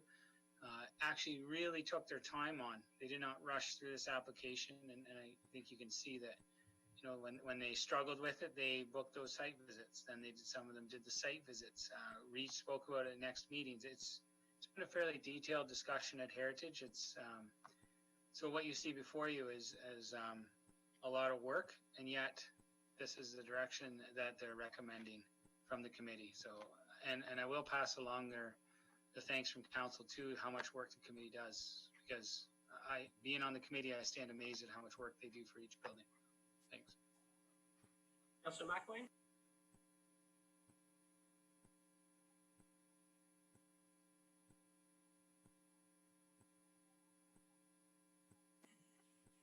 Sorry, I lost the page there for a minute. Where, in relation to where the shed sits now, is that where the new building is going to be built, basically? Yes. And it's going to be 2 stories high. And I think I saw in the notes someplace, and I was just searching for it, that's how I got lost, that it's proposed to be a little higher than the existing house. Is that correct? That is not correct. No. Okay. It's 20 feet high. The house is 34 feet tall. It's proposed 2 feet higher than the. It's going to be 20 feet to the collar ties. I'm trying to get a livable space on the second floor. So if you have a 9'6" main floor, then I need 20 feet for the, yeah. Councillor Kitchus? I don't have a question for Bill. I have a question for Marianne. Is that later? No, it's now. I mean, Marianne went through it already. Yep, no, that's now's good. Okay. Thank you, Mayor. Marianne, I was wondering, just in the previous one, we got an explanation about the heritage impact assessment for major projects. And I'm wondering why there wasn't one for this one, because it seems to be major. Thank you. Through you, Mayor Linton. So when we deal with heritage impact assessments or request one, as I said previously, there's a significant cost to it, and we require them on all planning applications that have any kind of significant redevelopment. For a demolition, we already know it's already designated. We already know the property has value, so we have to look at what would we be gaining from asking for a heritage impact assessment. In this case, we know that the building will be lost. How to mitigate it is really what a heritage impact assessment would do. So we know it has value. We know what the heritage attributes are. The impact assessment really just takes the development, the proposal, and tells you what the impacts might be. But if we can ascertain that ourselves, then really there's not really a need to require the owner to bear that additional cost of hiring a professional consultant to come out and to do a heritage impact assessment, which would also significantly delay the project as well. So it would, would add a lot of additional time and expense. There was just, in this case, we did discuss it at the Heritage Committee meeting in July. It was discussed in terms of whether an impact assessment would be required or should be required. And the committee decided that it wouldn't be requested because it wasn't really, it wasn't going to provide any additional information that we didn't already have at our disposal. So I hope that answers your question. Councillor Kitchus, follow on. When we had the proposal for I think it was the Baptist church in just beside the council chambers there, there was a huge presentation for that, adding on the addition, and I'm sure there was an impact study on that, and I'm wondering why there is this disparity when this is actually quite similar to the same thing. Like they're saying that it's obviously a heritage building. It's connected. It's the mace for the church, and the new building is different. It's going to change the look, and so I'm just wondering why there wasn't. I see a disparity there, and so I'm wondering why that is. Because that proposal was one of the best proposals I've ever seen presented to council, and so I'm just wondering why there is this disparity and why staff didn't ask for that. Sure, thank you. Through you, I can answer that. That one was quite different in that it was a rezoning. So they were proposing rezoning to allow commercial uses, and therefore we requested a heritage impact assessment because they were also demolishing that barn and reconstructing with commercial units below and residential units above. So, and additional parking as well. So there were a lot of changes proposed to that property. In the case of this subject property that we're talking about today, it is basically the replacement of a building with a similar building, similar use. It's a detached garage, except that there would be additional living space above proposed, again, through subsequent planning applications. So that's the reason for the the significant difference in terms of the amount of material that was required and presented to council. Councillor Dunsmore? Yeah, and just a couple of questions for Bill. I see these pictures of this building and the amount of work it's going to take. Are you concerned at all it's going to fall down? And my concern, It's going to fall down. Like it looks pretty. The walls look pretty weak to me. Is it a risk? sorry, this is the original building. Right. Yes, absolutely. Yes, there's a corner that is going to come off. It's going to fall down pretty soon. Right. And I see on that corner that you've got red bricks, and that's what you're proposing to use. Were the red bricks put on later, or were they part of the? They were part of the original. So you're following that pattern, that color of the original. Yeah. There's a lot of new bricks that look old that I can get very close to that color, or that I'm working to get that color. Okay. Yes. All right. No more questions. I think one of the comments that probably came up, and Marianne or Councillor Van Leeuwen can correct me if I'm wrong, but the number of homes that Bill is actually, heritage homes that Bill has actually worked on, there's a sense, there's probably more of a sense of confidence that he's going to be doing this with a lot of attention to the heritage features of both his home and the houses in the area. Can you just explain, Marianne or Councillor Van Leeuwen, if that came up in some of the discussions with Heritage Committee? Sure, I can try to answer that through you, Mayor Linton. Bill was actually a member of our Heritage Committee for a few years, and he has worked extensively on many heritage properties in Center Wellington and elsewhere. So there is confidence in his work. He has done a lot of research on this building, which he has shared with the committee as well in terms of what it should look like, the massing, the materials used, so that it actually does look like it fits in with the neighborhood. It looks like it's a coach house that would have been there. And there are several coach houses around in the area in the downtown Elora that actually Bill is trying to sort of build something that's similar to that would fit in and be compatible. So that was discussed, yes, during the meetings. Okay, thanks very much, Marianne. Anything else from council before I read the recommendation, Councillor Foster? Thank you, Mayor. I have been listening closely to the various points of view here.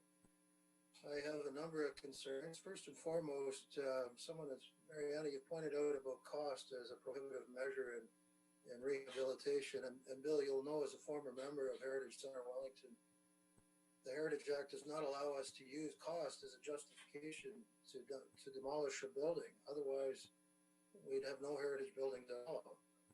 Renovation is costly, there's no doubt. So we cannot use cost as a justification. Secondly, I note, Mariana, you've told us in the previous matter that large-scale new developments are major, and things that are visible from the street are major, and significant additions to a property are major. In this case, the proposed coach house is asking for an exemption on our height bylaw. It's asking to add a dwelling unit in a heritage area. And I have some concerns about that, in particular, that given that these are major items, and Mariana, you've told us that major items require a heritage impact assessment, yet the Heritage Committee did not require one. And I have some concerns about that. I'm also concerned, many of us who've lived here a long time will recall the lot at the corner of County Road 7, the old hockey stick factory. There was a church there.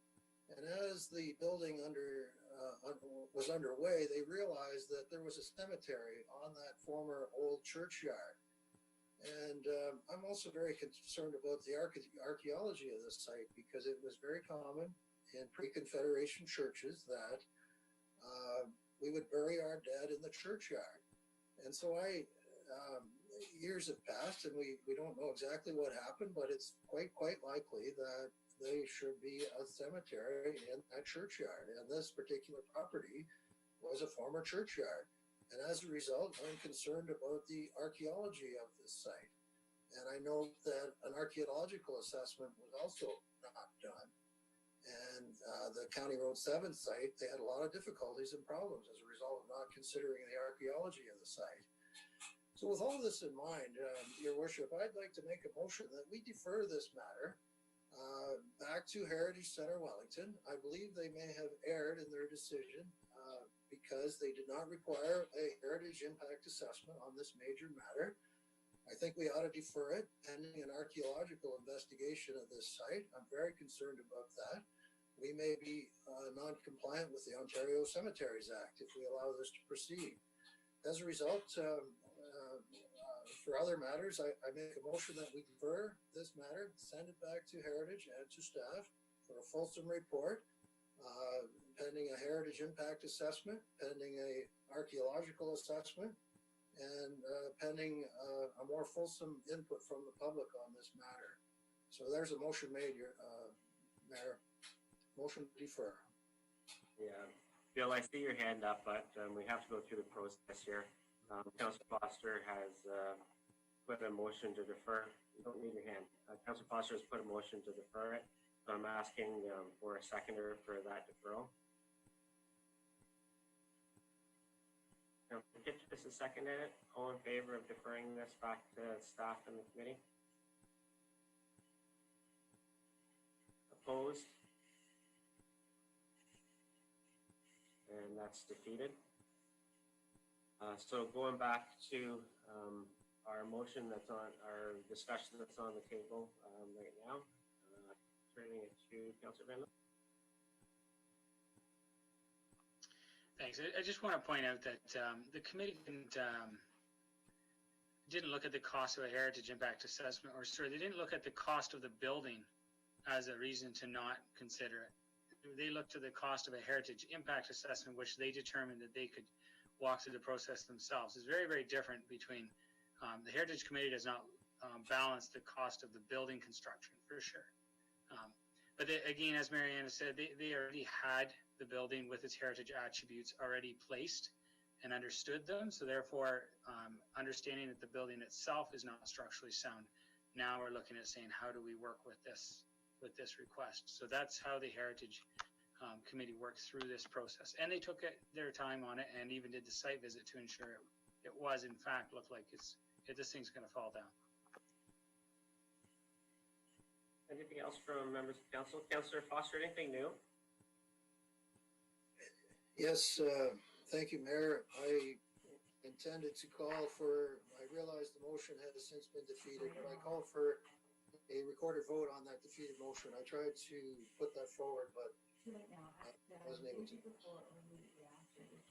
Yeah, unfortunately, it has to be immediately before you call for the deferral, so we won't be doing that after the fact. Councillor McWayne?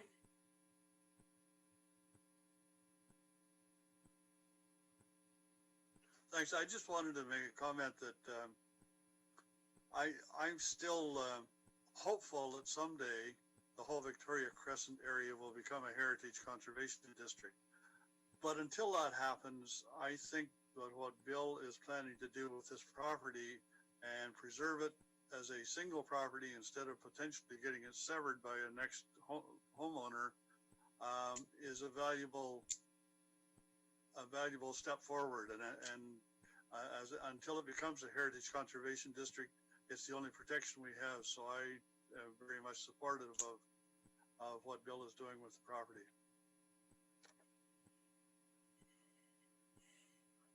Anything else from members of council? Councillor Kitchis?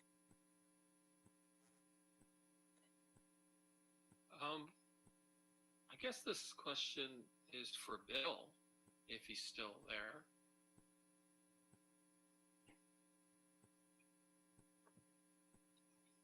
Still here. Okay. Yeah. I'm just wondering, since we're talking about, we're not the Heritage Committee and we can talk about money, how much does it cost for a heritage impact study? And how much is the cost for this whole project for you? I have no idea what a heritage impact study would cost. I imagine it's, I don't know what, 10, it's no sense me even guessing. The building itself, I'm thinking it's going to be $300,000 for me to build this coach house to do it well. The other thing is the building. I am a real advocate for saving buildings, but I can't save that building. So it's coming down whether I like it or not. It's falling apart.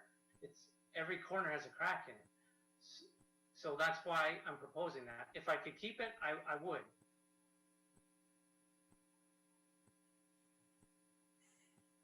Anything else from members of council?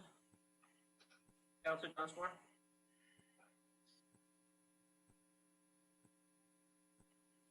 Sorry, Councillor Dunsmore, you're still on mute. Okay, so the Heritage Committee did not do a requested environment or a heritage assessment because it wouldn't change their opinion. They're aware of all the heritage attributes of this building. It's falling down. It has to come down. So that's the reason they didn't qualify. They didn't ask for that, correct? Correct. Okay, and Bill, I want to commend you, like Kirk said, Councillor McElwain said, you're taking action to do something so that when you eventually sell this property, nobody's going to subdivide it and put up an apartment building or anything like that. So this action actually saves the house in the long run. I commend you for that. Yes. Any last comments, members of council? Councillor Foster?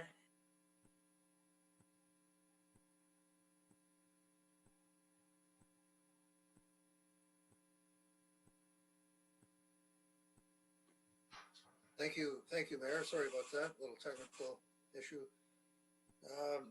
Bill, I too wish to commend you for the work you've been doing, and I want you to know my main concern is on the process, which concerns me greatly, and also, as I said, the archaeology of the site. St. Andrew's Church in Fergus, they had issues with the archaeology when they wanted to build the addition. The said church, I described it near the raceway. They too had issues. I'm very concerned about the archaeology of the site, Bill. And I want to ask our planner, Brett Salmon. Brett, could you make a comment? Are we at risk here in terms of the archaeology, given that that was a pre-Confederation church site? I'm concerned about the Ontario Cemeteries Act. This is a report from Mariana, so Mariana. Mariana can take the question. Well, thank you. Thank you, through you, Mayor Linton. Archaeology is definitely always looked at when there's a vacant site. So for any new development involving a new subdivision, we ask for an archaeological assessment to be done. On small residential properties, we typically don't. There is a provincial checklist that we look at, and it really, it doesn't really meet the triggers on this one, other than that it's already designated and protected.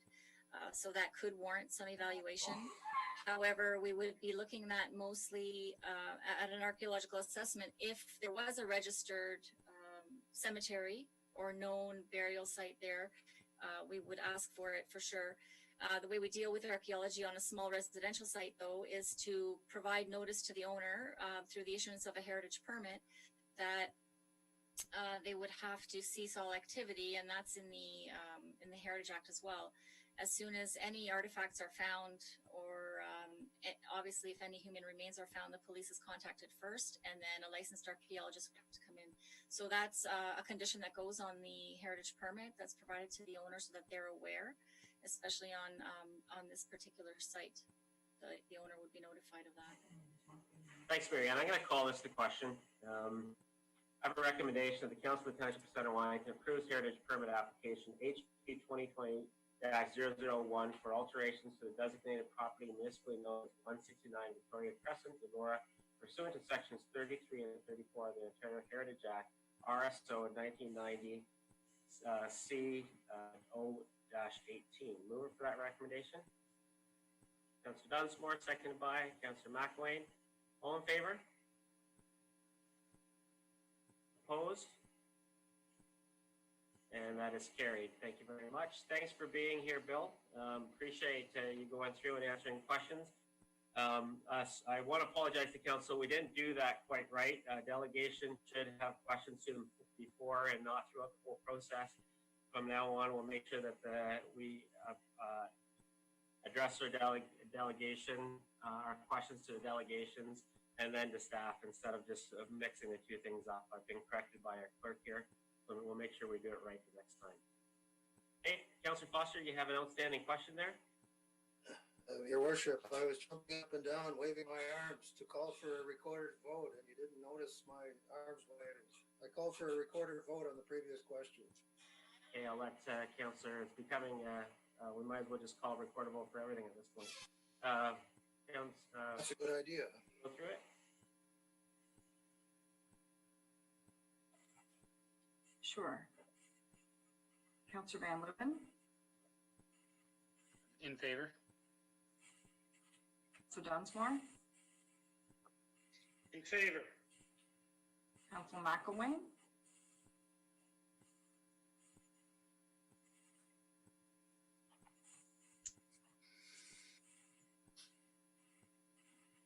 oh, I think he's frozen. Councillor McElwain, In favor. thank you. Councillor Kittredge, Yes. Councillor Foster, Opposed. Opposed. and Mayor Linton. In favor. It did in fact carry. So thanks again, Bill. You can feel free to go back to work now. Thank you very much. Thanks, Mariana. Moving on from our heritage portion of the agenda to 7.4, part lot control exemption bylaw, turning it over to your managing director of planning. That's it. Thank you, Mayor Linton. This is a part lot control exemption bylaw for a block of townhouses in Storybrooke subdivision. It's similar to other part lot control exemption bylaws that council has considered in the past. Part lot control exemption bylaw is what's needed in order to divide the block into lots that then get sold to the purchasers. The only the difference with this one is it's the first common element condominium plan that we've seen, but we've consulted with our legal representatives at Smithville area, and they've given us the process checklist, and they've reviewed where this is at in the process in terms of passing the bylaw.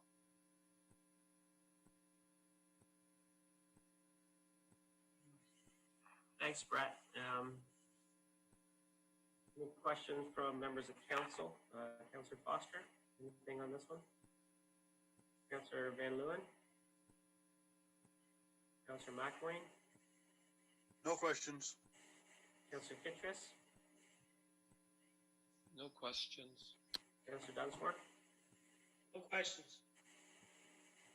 Yeah, I'll read the recommendation of the Council of the Township of Center Wellington and authorize the mayor and clerk to execute a bylaw to exempt block 176 of Plan 61M-223 from part lot control provisions of the Plan A.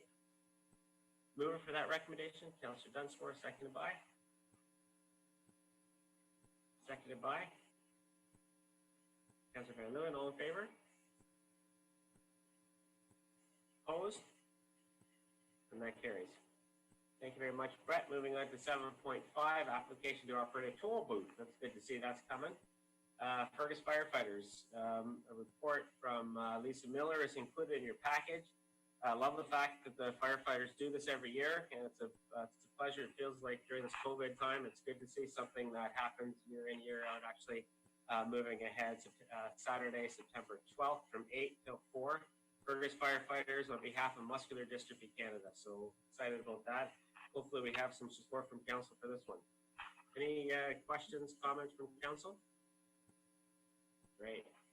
Read the recommendation. The Council of the Township of Center Wellington authorizes the mayor and clerk to execute a bylaw authorizing a fundraising activity in the form of soliciting by a toll booth on Tower Street in Fergus on Saturday, September 12th, 2020 from 8 a.m. to 4 p.m. by the Fergus Firefighters Association on behalf of Muscular Dystrophy Canada. Moving for that recommendation, Councillor Dunsmore, seconded by Councillor McElwain, Councillor Van Leeuwen, all in favor? And that is scary. Thank you very much. That's exciting. Thanks so much to the Fergus firefighters. 7.6, the Safe Restart Agreement funding. Good news from the province of Ontario and the federal government that we're getting some money. So I'm going to turn that over to Dan to share this good news with everybody. Thank you, Mayor Linton. So there was an announcement from the Ministry of Municipal Affairs through the Federal Provincial Safe Restart Agreement. They're allocating up to $4 billion to Ontario municipalities as a result of COVID-19. $2 billion of that is going towards supporting operating pressures within municipalities, and the other $2 billion are supporting transit systems. Phase one of the operating pressures part of this funding is being provided directly to us in September. It was calculated on a per household basis, and once you deduct the county share, we're getting $786,300. The way this funding works, we'll have to do some reporting requirements to the province. This is to alleviate operating pressures within the 2020 year. If we have excess funding remaining, we can use the remainder for the 2021 year. If we run out of funding, we can make a request for phase two funding. So that is good news. We are requesting that council direct us to put this money into our COVID-19 reserve. We had originally put the 2019 tax supported operating surplus into this reserve. So by adding this amount, we'll have just over $1.56 million sitting in the reserve to help us address COVID-19 operating impacts. Dan, before I turn it over to councillors, if we have more money than we need in that reserve account to deal with COVID-related expenses, where would the remainder of that be? With respect to the money coming from the province, their only correspondence to us at this point was if you have excess funding from the 2020 impacts, you can address them in 2021 as 2021 impacts. So you can carry forward the remaining balance into the following year. The money that council decided to put in from the 2019 operating surplus, if we have excess funds there after all COVID impacts have been addressed, then that's something that staff can bring forward as a resolution to council to address, to direct that money to some other use. Good to hear. So council will have a role in that. Okay, questions from council? Councillor Dunsmore? No questions. Councillor Kittrus? No questions. Councillor McElwain? Thanks. Dan, just curious how we are sitting now as far as projected shortfall this year. And I guess the main reason I'm asking that question, because you've already done the calculations based upon late taxes payment, late payment for taxes, etc. But I think the slots are closed longer than originally anticipated, and what kind of impact is that having on our projected shortfall at this point? Yeah, through Mayor Linton, we're currently looking at all of those impacts. There's been a lot of changes recently in the last week or so, especially when it comes to recreation facilities. So we're looking into all of those impacts on a township-wide perspective, and we're hoping to bring a financial impact analysis to council in September. So we will have that information for council very soon. Councillor Van Leeuwen? No questions. Councillor Foster? Thank you, Mayor. I just want to be clear. I think I heard correctly, but I want to be certain. Question for Dan, Mayor. Dan, the money goes into the reserve, and any or all spending from that reserve would come back to council. Is that correct? Through Mayor Linton, yes, that is correct. We will have a report to council to recommend it, costs to be funded from this reserve in the future. Okay, thank you. Thank you. Thanks, Dan. Okay, I read the recommendations. The Council of the Township of Center Wellington directs staff to allocate $786,300 received as part of the federal and provincial safe restart agreement to the township's COVID-19 reserve to be used to fund operating pressures due to COVID-19. Moving for that recommendation, Councillor Dunsmore, seconded by Councillor McElwain. All in favor? And that is carried. Thank you very much, Dan, and thanks to the province of Ontario for and the federal government for allocating money to municipalities. I know that when Premier Ford was at the opening of the new Groves Memorial Hospital, he talked a little bit about this and how the 444 municipalities were going to make sure that the Ontario government got as much from the federal government as possible to move that into the municipalities. So it's good to see rural municipalities like Center Wellington have been included in that. So that's great news. Information items, Section 8, a construction update.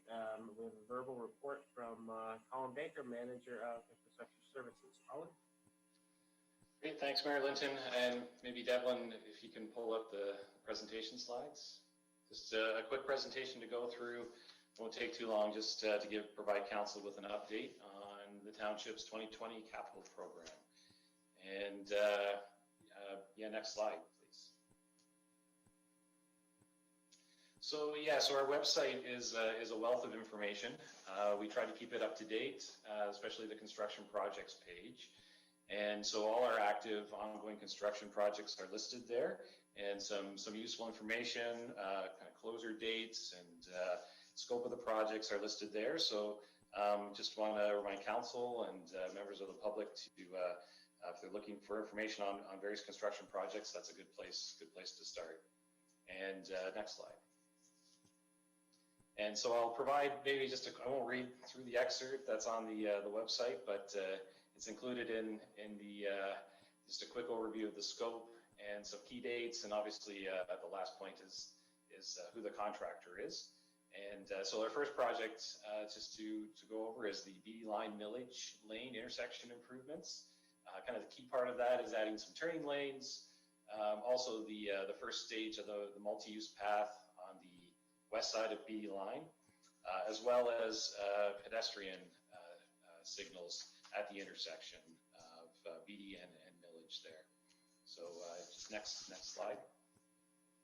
So yeah, so this shows when we're adding the multi-use path and the turning signals, or sorry, the turning lanes, we need to extend the box culvert. So there's a nickel drain that crosses BD Line at that location. And so this is just a couple photos of the new box culverts being placed. I believe those were taken a couple weeks ago. Next slide. Another project on the go, it's moving along nicely, is the Jack R. McDonald Bridge Pier Restoration. And so essentially looking at adding concrete collars around the base of the piers, as well as there's some lighting that's under deck that will be added as part of this project. Next slide, just a couple photos to show of the work in progress. So there's on the right, the title slide had that photo. So lots of activity. The two south piers, the middle and the south pier have the collars completed. You can kind of see them in the photo there. And you can see some work platform to repoint the stone above those collars. So those will be totally restored above the concrete collars. And the picture on the left is just the northern pier, and just before it's to be have the collar added to that location. Next slide. Pavement management, yeah, we had a lot included in the pavement management to our annual asphalt contract this year. We included a couple of our rural roads in our large asphalt contract.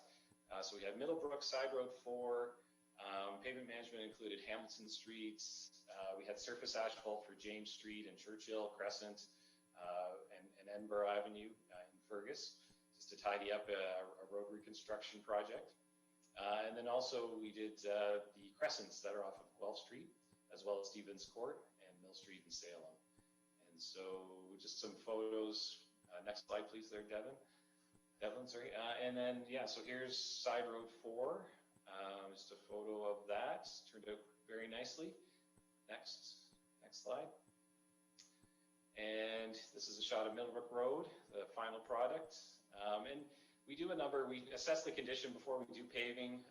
We assess the condition of the crossroad culverts before, and so we do a lot of culvert replacements using our own forces, as well as using some contracted forces as well with some equipment that we don't necessarily have in house. So that's the photo on the left. I think we had 7 crossroad culverts replaced on Middlebrook as part of that project. Next slide, please. So also as part of pavement management, the Crescent's off of Guelph Street. So here's, we did a surface treatment, also called tar and chip, on those locations. So the thinking is that those streets will likely be serviced as the south end of Fergus services are extended there. As some councillors may be aware, these are mostly double lots through here. And so we looked at using a surface treatment, something with a little bit of shorter lifespan, but also a much lower capital cost as well. So those were completed this summer. Next slide, please. There's the Hamilton Street, York to the back of the Gorge restaurant entrance. So again, that was a really rough patch of road, some ponding issues, some drainage issues. So those have been addressed as part of the pavement management program this year. Next slide. This wasn't a township capital project, but we are a funder. This is on the 8th line of Nickel at the southern boundary between Center Wellington and Guelph Aramasa. And yeah, so that project is largely complete. I think they're just waiting for some line painting, and so that's a significant improvement for that location. Next slide.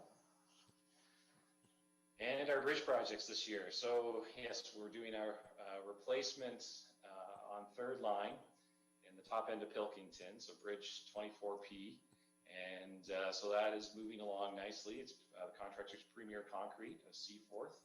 And just a couple of photos there.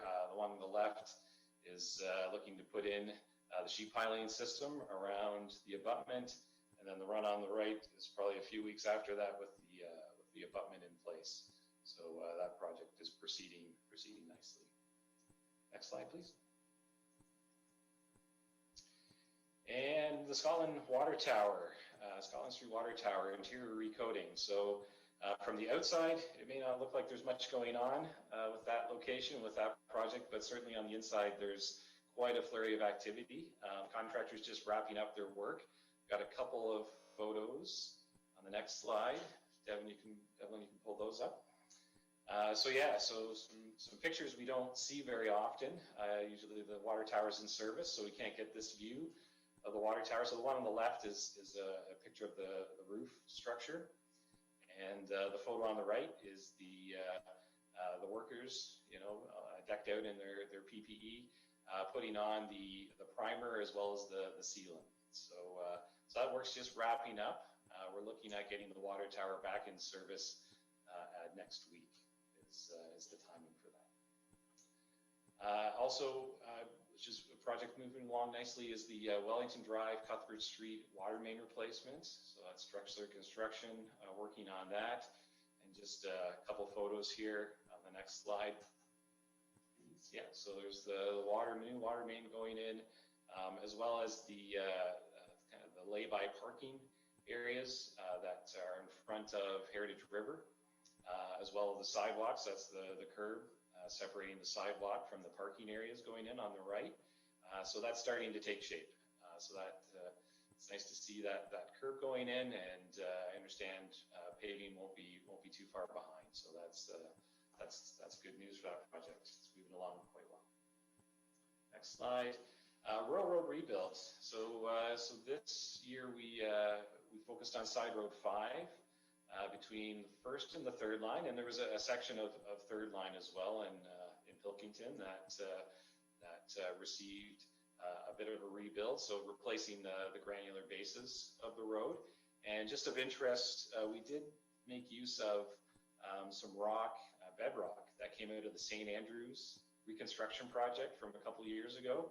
That was associated with servicing for the Summerfield subdivision. So we stockpiled that rock in Fergus, brought in a crusher and processed it to make a really nice granular material for the road base, and then that material was used, or I guess recycled, within the road base on Side Road 4. So a bit of a cost savings for the municipality and a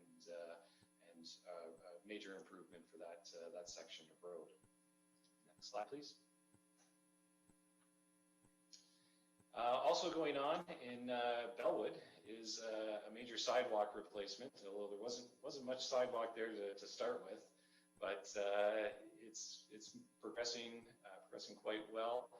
And you can see some of the challenges we've had with this one. There's the road is quite a bit higher than the sidewalk, so definitely we've had to make some connections to the storm sewer in the road to make sure we don't have any ponding, ice freezing up on the sidewalk, creating some slip hazards. So that work is progressing well. Next slide. Bridge and culvert repairs. So we've had there's a couple examples here of some repairs. So addressing some concrete, what we call concrete spalls, where the surface concrete is starting to chip away, exposing the rebar beneath. And so here's some repairs on 8th line, kind of at the north end of the township, and then also there's one on 1st line of West Gary as well. Some repairs being made to extend the life of those structures as long as we can. Next slide. And just some ongoing projects too. So the extension of the water main and sanitary sewer on Highway 6. So designs are largely complete. We're working on easements now with a few residents just to provide access to the Little Angels daycare location. So just working on some temporary construction easements.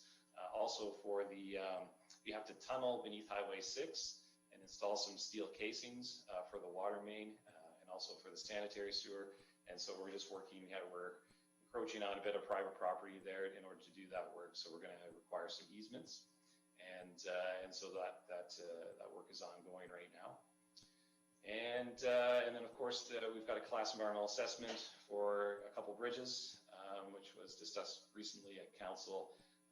And I did follow up with the Ministry of Environment, Conservation and Parks last week, and they did indicate that we should expect a response back from the ministry on the Parks Order request fairly soon. They thought within the next couple of weeks. So it'll be good to get that response. And also the filter at well F7, looking at removing iron and manganese at those locations. That work is progressing well, and we'll be hopefully looking at releasing a contract either later this year or early next year to install that filter at that location. We're also doing some preliminary design work on St. George Street East, Herrick to Gartshore. So we're just prepping for, of course, we can't do our key projects open house like we've done in the past. Those are great opportunities to present our projects at one time and for the community to come see what we're up to. But we're looking at taking that online and doing a virtual public information center probably later this fall, and show the residents of St. George Street, of course, and the community kind of some of the design considerations we're going through, and get some feedback on the preliminary design work that we've completed so far. So we're looking forward to that this fall. And then, of course, we've just completed our biennial bridge and culvert inspections. That work was completed about a month ago, and we're just awaiting the report. And this year, I think as we discussed in budget, we included several retaining walls for the inspection this year, just to get a condition assessment on some key retaining walls throughout the township. Next slide. So this fall, a few capital projects starting up. Council will notice some activity within the next week or so at Princess Street. So we have the contractor mobilizing next week for that project. So that's Church to the Grand River. Elora Street in Fergus, so Perth to Tower. The contractor will be mobilizing either later this week or early next to get that project going. And then also, council may have noticed some of the construction information signs going up on Water Street or South River Road, just informing of the extension of municipal services to the Haylock subdivision, also called the South River, now. So that work is getting started this week. I believe they were mobilizing this morning. So that road will be closed till the end of, I believe, till I think they're looking at December for that work. And so that is being done. It's not a township contract. That was a developer-led contract for that work. And next slide, please. And you'll also notice hopefully within the next month or so, some electric vehicle charging stations.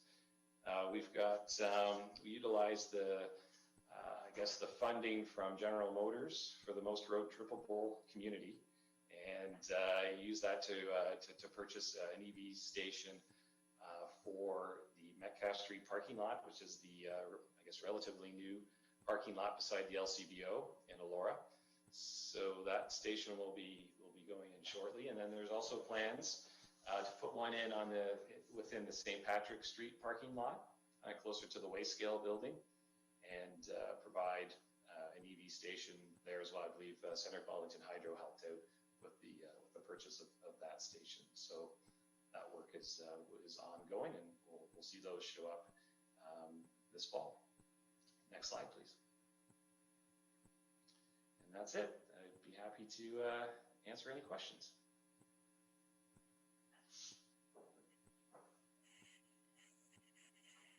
Thanks very much, Colin.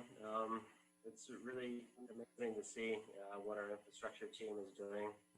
And one of the reasons why we've been asked for 4 years in a row to come and talk to AMO about what we're doing when it comes to infrastructure renewal here in Center Wellington. Get all kinds of questions from small and medium-sized cities and towns on how we're doing, what we're doing. So I just say we have a great team. So just extend our thanks to the whole team. I know we have a lot of calls in a year right now. It's not easy to do this on a regular basis, let alone do it during COVID.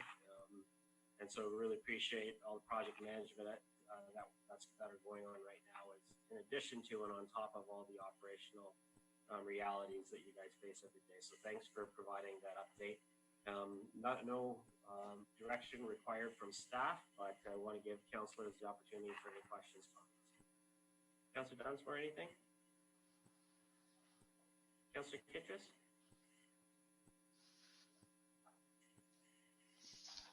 Thank you, Mayor.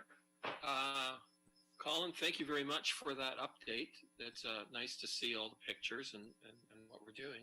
I was wondering, for the charging stations, will there be other signs on other roads that we have charging in those locations? That's my first question. And I don't know whether you're in charge of parks, but I was wondering when the park was going to be started in the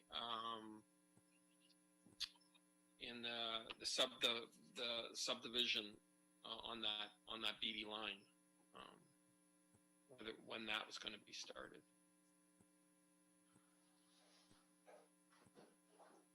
Okay, yeah, thanks for your question, Councillor Kittrus. I don't know if I can answer the parks question. That will probably go to Pat. But certainly, yeah, the EV stations, it's a bit of a new thing for us here. These are the first ones being installed, and yeah, some directional signage, that does sound like a good idea. I'm not sure. I don't have an electric vehicle myself. I don't know how they go about finding appropriate places to go charge their vehicle, but certainly this is targeted, I think, towards visitors to the community. So we want to make sure those locations are as well known as possible. So definitely something we can look into, and I think, yeah, directional signage to direct visitors to the community to those locations is a good idea. I'm sure there's an app for that. No doubt. Councillor McWayne? Councillor Van Leeuwen?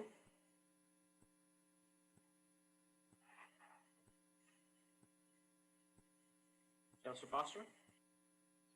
Yes, thank you, Mayor. I have two questions for Colin. The first one, Colin, I note with interest the photos of the historic piers on the McDonald Bridge. It was my understanding we were going to repoint the historic stonework on the entire piers, and I'm somewhat surprised to learn today that we're covering a large part of the pier with a concrete collar. Can you clarify if that's correct and why we're doing that? Yeah, through Mayor Linton. So yeah, that's always been part of the project scope, is to protect the base of those piers. They were in the worst condition of the rest of the piers, largely due to the fact that they're exposed to the scour forces from the river, materials kind of brushing up against them. So in order to preserve them for the long term, these reinforced concrete collars were added to it. So and then above the pier, above those collars, the stone will be fully repointed, and that's the section that's largely out of the river flow. 99.9% of the time, and that's the repointing project. But the collars have always been part of the scope. Councillor Foster, following. Thank you, Mayor. My second question, perhaps to Colin, perhaps to Dan, I'm not sure. What is the total cost to date of the Jack R. McDonald Bridge?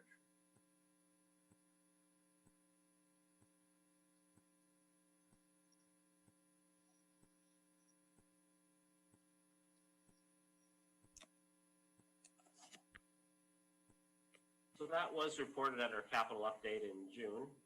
If anybody has numbers on the top of their heads, that's fine. Otherwise, we can send an email to all council to remind them what that total price is afterwards.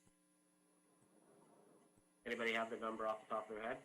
Okay, just send it out in an email to all the council. Okay, anything else from council? Council. Thank you, Mayor. I was wondering about well 2. We had budgeted money for re-drilling that, or a study to re-drill that. What stage of development is that? This is for Colin. Thank you for your question. So the stage of that we're basically pulling together contract documents for the re-drilling. So we are looking at probably a request for tender for a drilling company to come in and do a deep test well at that location. Also well 5 at Fergus well 5 location. So the next step of that project is to drill a couple of test wells. Before we do that though, we wanted to take a look at the layout of those sites, make sure we're intelligently locating these test wells, that they're not going to be in a future building footprint or in a parking area. So that work is ongoing right now. Definitely, we're a little bit delayed in that due to the pandemic, but it is proceeding.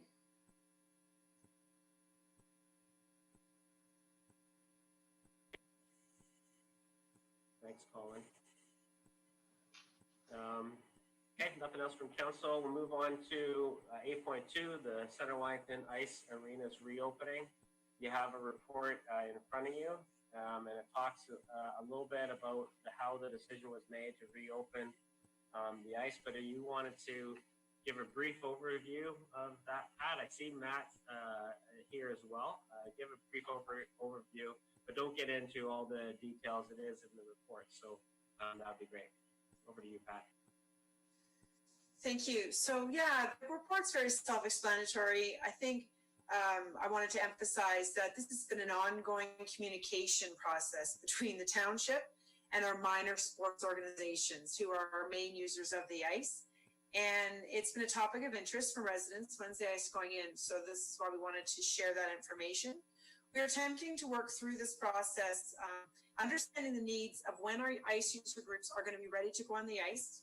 And so we approach this through phases. And it's a very symbiotic relationship we have with our ice user groups. And they're keen to get on the ice. We hope to get them on the ice, but they have sport governing bodies and other things that they have to sort through.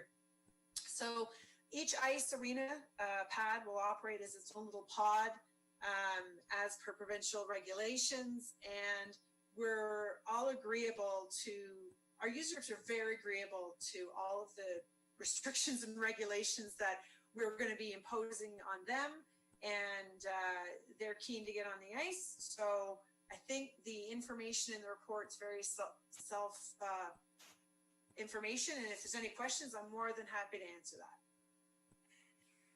And as you said, Matt Tucker is also on the call, so if I don't have that answer, I'm sure he can help. Any questions from council?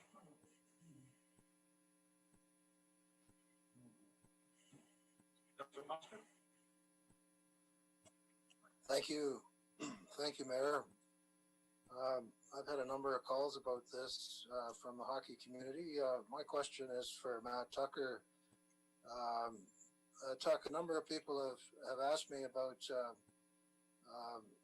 the OHA's position on body checking, given the COVID situation. Can you help, for the benefit of the public primarily, talk to us about how we're going to help control the spread of COVID-19 while playing hockey, and furthermore, actual control of sanitation in the dressing rooms. So a lot of the parents are concerned about that. Okay, no, good question, Bob. It's something we've been working with the sports groups with. You know, we're thinking of staff safety as well as people coming in to use the facility safety. Right now, our staff are mostly redeployed out in the parks. We will be bringing them in the next few weeks, and we're going to be doing some additional training to ensure that we will be sanitizing and cleaning each room after every use. And we're also limiting people coming into our facility for a large amount of time. So right now the pods, it's 50 per pod, and we're allowing just the 50 in, no more. As people come in, they've only got about 15 minutes to come in, get their skates on. Players will be coming in fully dressed. So all they need to do is put their skates on, take their mask off, put their helmet on, and they'll be on the ice. Once they leave the ice after their time, they've got about 10, 15 minutes to get out of our facility. At that time, we'll have staff in there sanitizing and cleaning the dressing rooms, players' benches, and so on. We're really limiting people if they're not there on time. If they're about 5 minutes late getting there, they will not be allowed in our facility. So we're really trying to control people coming in and out. So yeah, I think training the staff is important. Also working with our community groups. It's been a bit of a balancing act, but we're working with the OHA, or the Minor Hockey Association. They have their the rules they have to follow. Girls hockey have their association that they have to follow, as well as with net and figure skating. So we've been working with them this past month and a half. They are so eager to get out doing things, and we're basically wanting their return to play to be successful and safe. I know with the hockey initially, it looks like it's going to be more skill development and practicing. There's a limited people on the ice right now. They'll be capped at 25 participants on the ice. So, you know, and I'm hoping, well, they're hoping actually that things will progress as their associations start to open things up.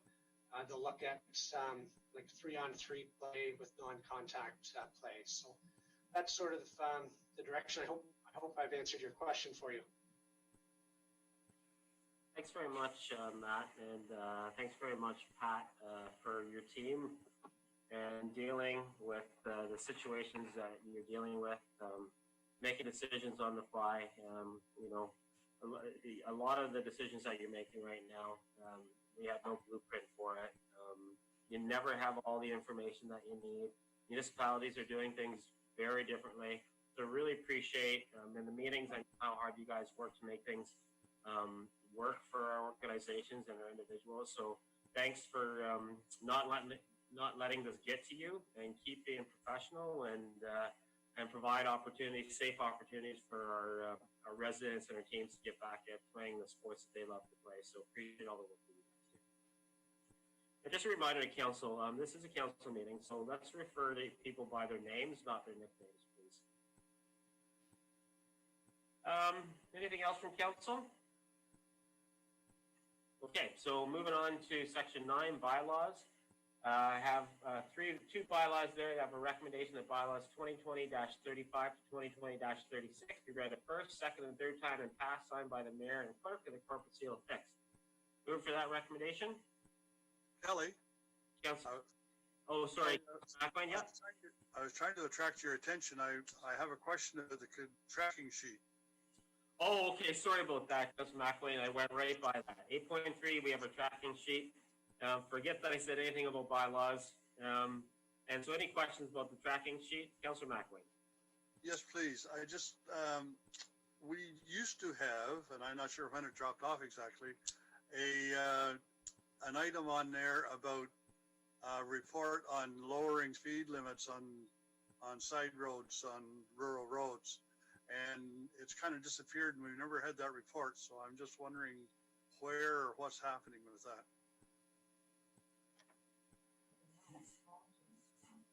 I seem to recall that we had the report and we moved ahead on the 40 kilometer an hour on rural roads, and that report has come and gone. Am I missing something, Colin?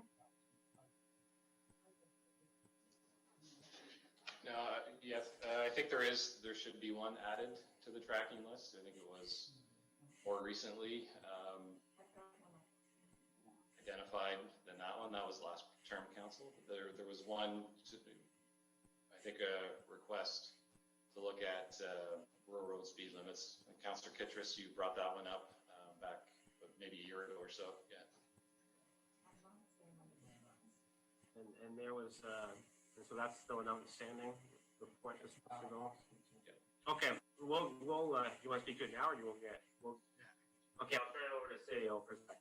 Yeah, so on the last tracking sheet, there was two specifics about traffic, and Colin had reported that those would be part of a different study and falling back with that. So that was reported, and those will be brought into additional work that Colin will be doing as part of the review for the roads and the traffic calming. Thanks for catching that, Councillor McElwain. Just as a point of interest, I know Wellington County is also the roads committee. We're also going to be looking at community safety zones, and so that is going to be on the agenda for county-wide. So we'll make sure that we tie anything we do locally with what the county is going to be reviewing across the whole county, because every municipality in the county are dealing with some of the same situations with speeding and aggressive driving. It seems like every time we have a straight road that's paved, we get complaints all the time. And I don't know about the rest of the councillors, but aggressive driving and speeding is probably the #1 complaint that I get as mayor for sure. So I know that there's a number of county councillors who are pursuing this as well. So we'll make sure that we tie this back to the township's report on this as well. Councillor Kittredge? Thank you, Mayor. So just for clarification, there is still a report that's going to be coming about the rural road speeding and speeding in general, traffic. Is that still going to be on the tracking list? It'll be put on the tracking list, yes. Okay. Okay. Now I have a question about when we, we've been in term for, it's getting close to 2 years now, and we passed the strategic plan, and there were two items on that, which were the procedural bylaw and the procurement bylaw. to be updated, and I was wondering when they were going to be put on the tracking list. Since today there was a sort of a vote, and it had to kind of do with the procurement of a report for the wastewater, and so I'm just wondering when they will be able to be put on the tracking list. It is an item that our staff are working on. We don't put everything on the tracking list that our staff are working on. That list is kind of things that fall outside of the things that staff are already doing. Otherwise, the list would be everything that staff are doing. So I know, and maybe Andy can speak to this. I know that those two things are recognized, and I'll turn it over to Andy to talk about the status. Yeah, so for the procedural bylaw, clerks have been working on that, and we're looking at September to bring that report forward as part of our regular reporting. And then with regards to purchasing, I know Dan and them have been working on that, but due to COVID, some other things have taken a priority. So I would suspect we would see the purchasing bylaw update later this year.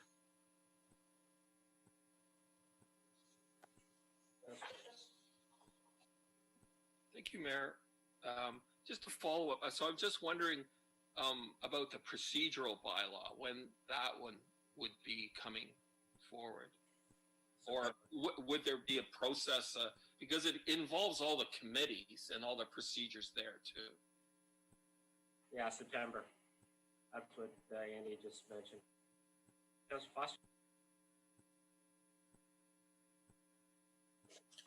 Thank you, Mayor. I'm wondering, we've all observed how Zoom is working well in terms of meeting, and I'm wondering when we'll have on the tracking list, or when exactly are we going to revisit the issue of delegation of authority to the CAO. Other municipalities are meeting, and I think we ought to be meeting on a regular basis, and we ought to rescind that delegation. When will we see that on our agenda? There's no connection between the emergency delegation bylaw and how well Zoom is working. Those are two separate things. We're going back to regular meetings, committee of the whole council, plus committee budget meetings in September. So there's no real connection there. As far as Zoom working, maybe you heard what happened today. 70% of all Zoom clients across the world were down today. So we just knew that we were back up to do this meeting about an hour before the actual meeting. So there's technical challenges, and just because it seems to work right now doesn't mean it's always going to work. So our IT team is looking at an alternative to Zoom, just in case that happens. There's another reason why technology sometimes will fail us, and we can't always imagine that it's always going to work perfectly. So we got this meeting in. But we thought we were going to have to do something different even for today. Anything else from council? Okay, moving on to bylaws. Recommendation that bylaws 2020-35 and 2020-36 be read first. Second and third time and passed, signed by the mayor and clerk, and the corporate seal fixed. Move for that. Councillor Dunsmore, seconded by Councillor Van Leeuwen. All in favor? And that's carried. Confirmatory bylaw 2020-37 to confirm the proceedings of council at its meeting held August the 24th, 2020 be introduced first, second, and third time and passed in open council. Mover for that. Councillor McElwain, seconded by Councillor Dunsmore. All in favor? And that's carried. Motion to adjourn. Councillor Kittrus, seconded by Councillor Dunsmore. All in favor? Opposed? We're adjourned. Have a great rest of the day, and we'll great rest of the week, and we'll talk in September.